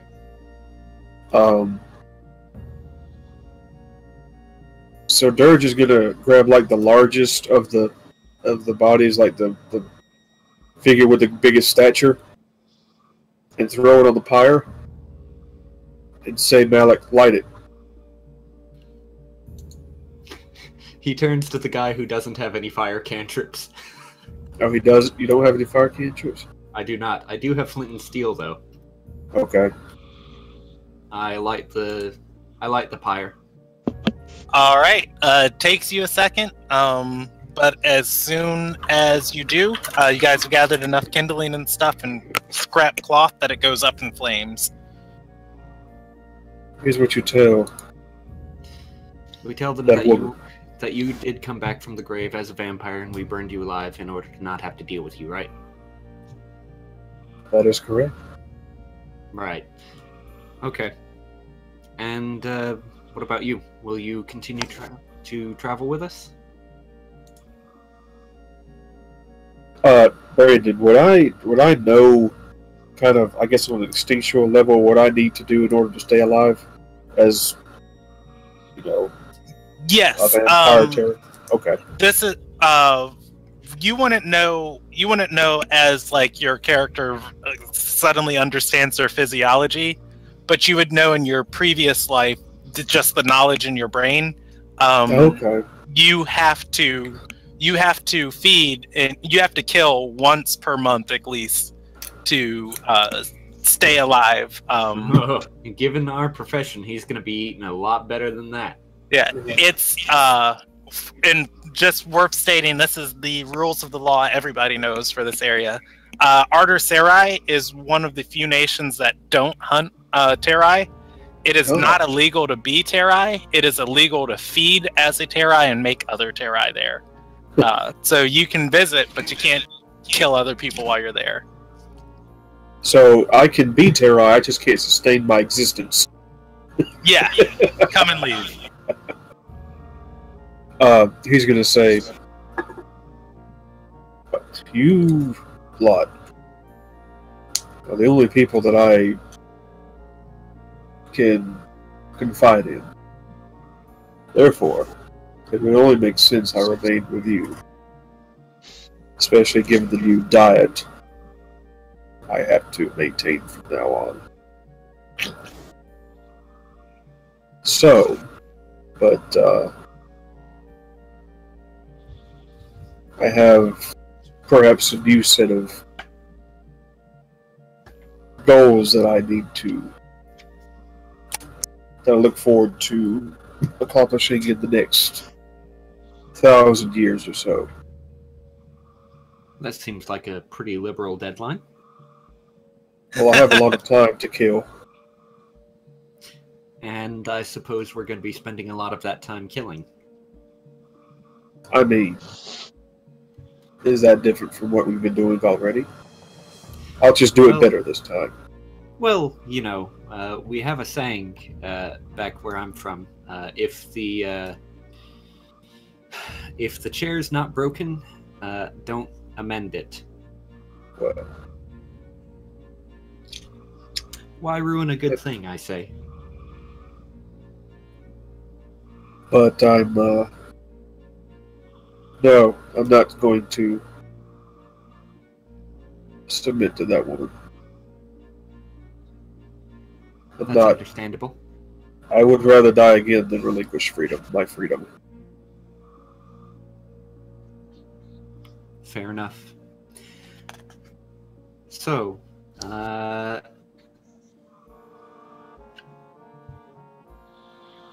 seems like a pretty good place to stop for the night. If that's cool with everybody. Sure. Yep. All right. And I will mention for the next session, just to give you guys some options. The final thing we will say tonight is for you, Wesley. Dirge does feel a instinctual pull towards the person who turned him, enough that you guys could feasibly track him if you wanted to.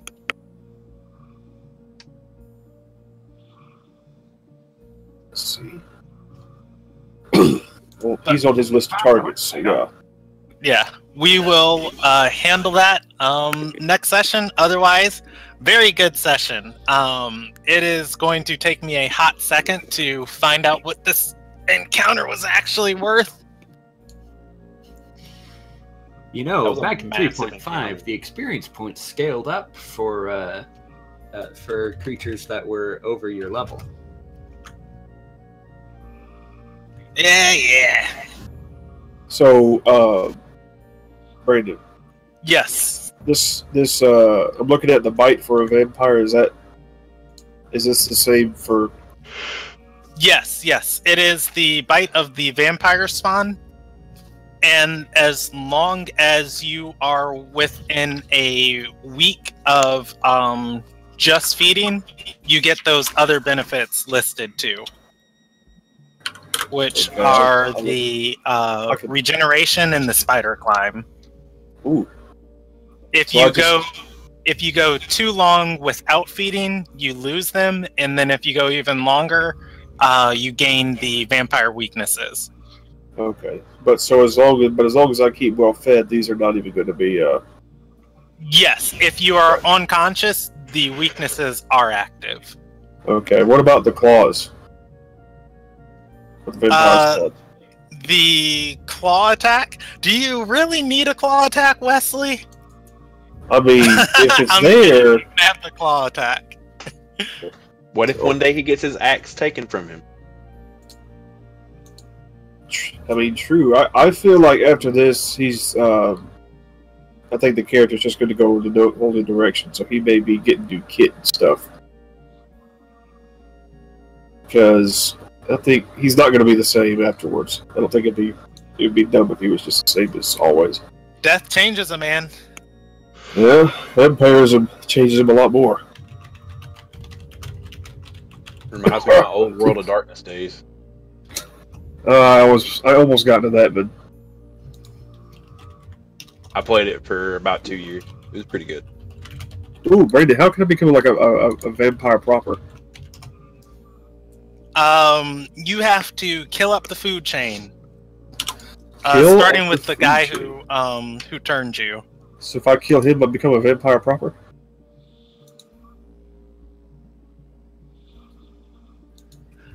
I don't know if I'm going to put you at a vampire lord at 6th level, but Vampire- that would definitely be where you start. Well, I mean, not vampire lord, but just vampire. Oh, yeah. You kill him and you're out of service to him. So,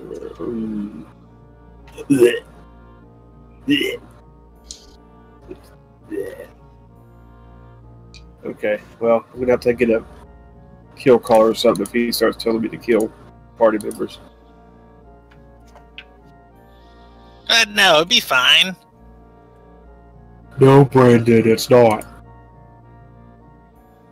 If I'm gonna kill him, it's because I wanted to, not because someone told me to. Speaking of which, thanks railroading us there, JD. What? Wait. You talking to me? I'm railroading you? I would never. And I want to make the point, I never said to burn his body. I said I was indifferent. I hadn't been around you guys long. Call.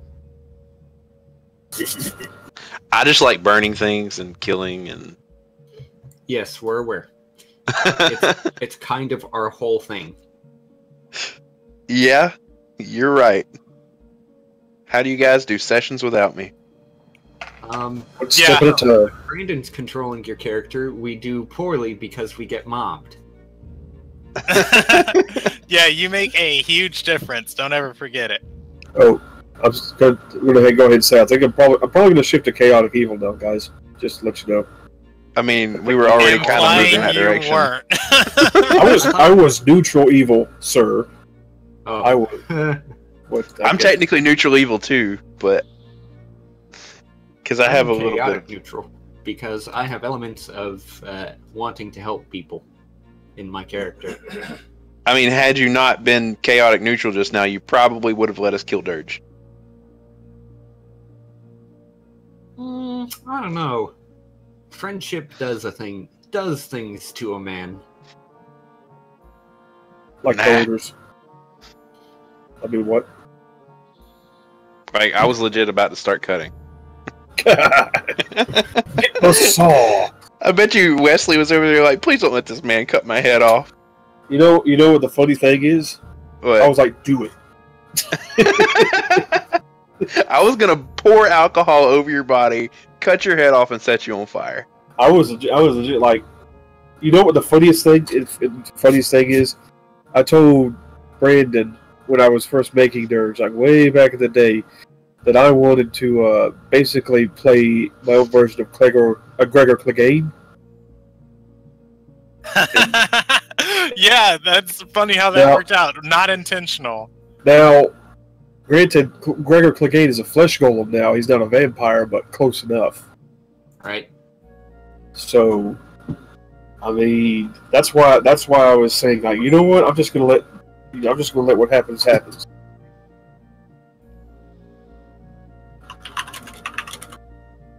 And so it did. Somebody may want to tell Taylor that he's dead. I think he knows. Oh, I was about to bite him and turn into another vampire. I could do that, couldn't I? Well, he's dead already. Yeah, you'd have to res him and then kill him. Okay, yeah, I won't do that. I mean, maybe next time it looks like he's gonna go down. Yeah, and then he has to kill up the chain to... yeah, he would have to kill me to be a vampire, so maybe not. Nah. That would be a hell of a fight, Lumigrax versus Dirge. Sword Dirge swinging. Dirge wins because he just sits there and he's like, I rage and take half damage. I don't know. With that damage output, ooh, Lumigrax does hit pretty damn hard. he hits hella hard. I don't know. See, like that would depend on if someone hit a crit. If someone hit a crit, Aren't you immune to those? Oh no! Not this edition. dang, stop teasing me, JD. I'm looking at stuff like I'm a vampire spawn. What all can I do? Yeah. Hey Brandon, how's those experience points coming? I just finished. For combat tonight, do you guys just want me to go through the session and then combat, or I'll just tell yeah. us. Tell us we're level 6, Brandon. Just go That's down what the we want to list. hear. Wait, are you guys not level 6? I'm No. level 5. 6. Some of the party is not. I'm level Okay. 5 still. Cool. I'm still. I'm like. I calculated this all in a way that will benefit you guys. Then Yay. I used the EXP threshold for level 6 characters. Anyways, 2,107 experience for combat tonight. We can also keep up with that for Lumigrax because you guys might res him, and he was a part of most of the combat. 2,107. Yes. As far as roleplay experience, I'm going to give you guys 200 for Green to talk to. What's her face? Anadelia. I'm going to give you 700 for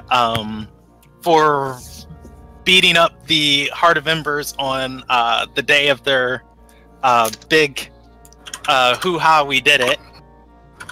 Wait a second. Are you telling me that this was basically like the whatchamacallit? Sozin's comment for this cult? So I love it. I love that reference. Not their Sozin's comment, but Lantier knows exactly what this is. Did we just beat their asses on Christmas?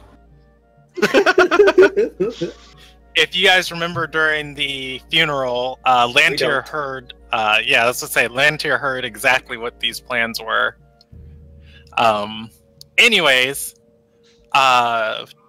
700 for that. Trying to think if. Oh man, sad death tonight for Lumigrax and Dirge. I'm going to give an additional 200 for Dirge resurrecting as a vampire and going with it. Yay! Inspiration 2 to Dirge, and If Limit, Inspiration. go ahead. Yeah, I think I'm going to leave it at Dirge. I mean, let's say if Limogreps gets raised, I think he should have inspiration if he didn't have it already. That's just me though. Well, I mean, he roleplayed eating dirt really well. Oh damn! I'm Taylor was not here to make any of those decisions. I'm going to tell him you said that. I'm telling. All right, I'm telling. So 3,007's the total right now for general party. I believe so. What's That's level 6? What's level 6? 14,000 is level 6. I'm at 29,801. I mean, we didn't get a huge chance to roleplay stuff. If you guys can convince me of something else major that happened tonight, I'll give another 200 for party cohesion of Elsie being relevant to the party and you guys actually needing Titlord. What about the snakes? No, play. Minus 50 experience for every snake summon. No. I'm kidding. Guys, I'm so close. To what? I How close are you?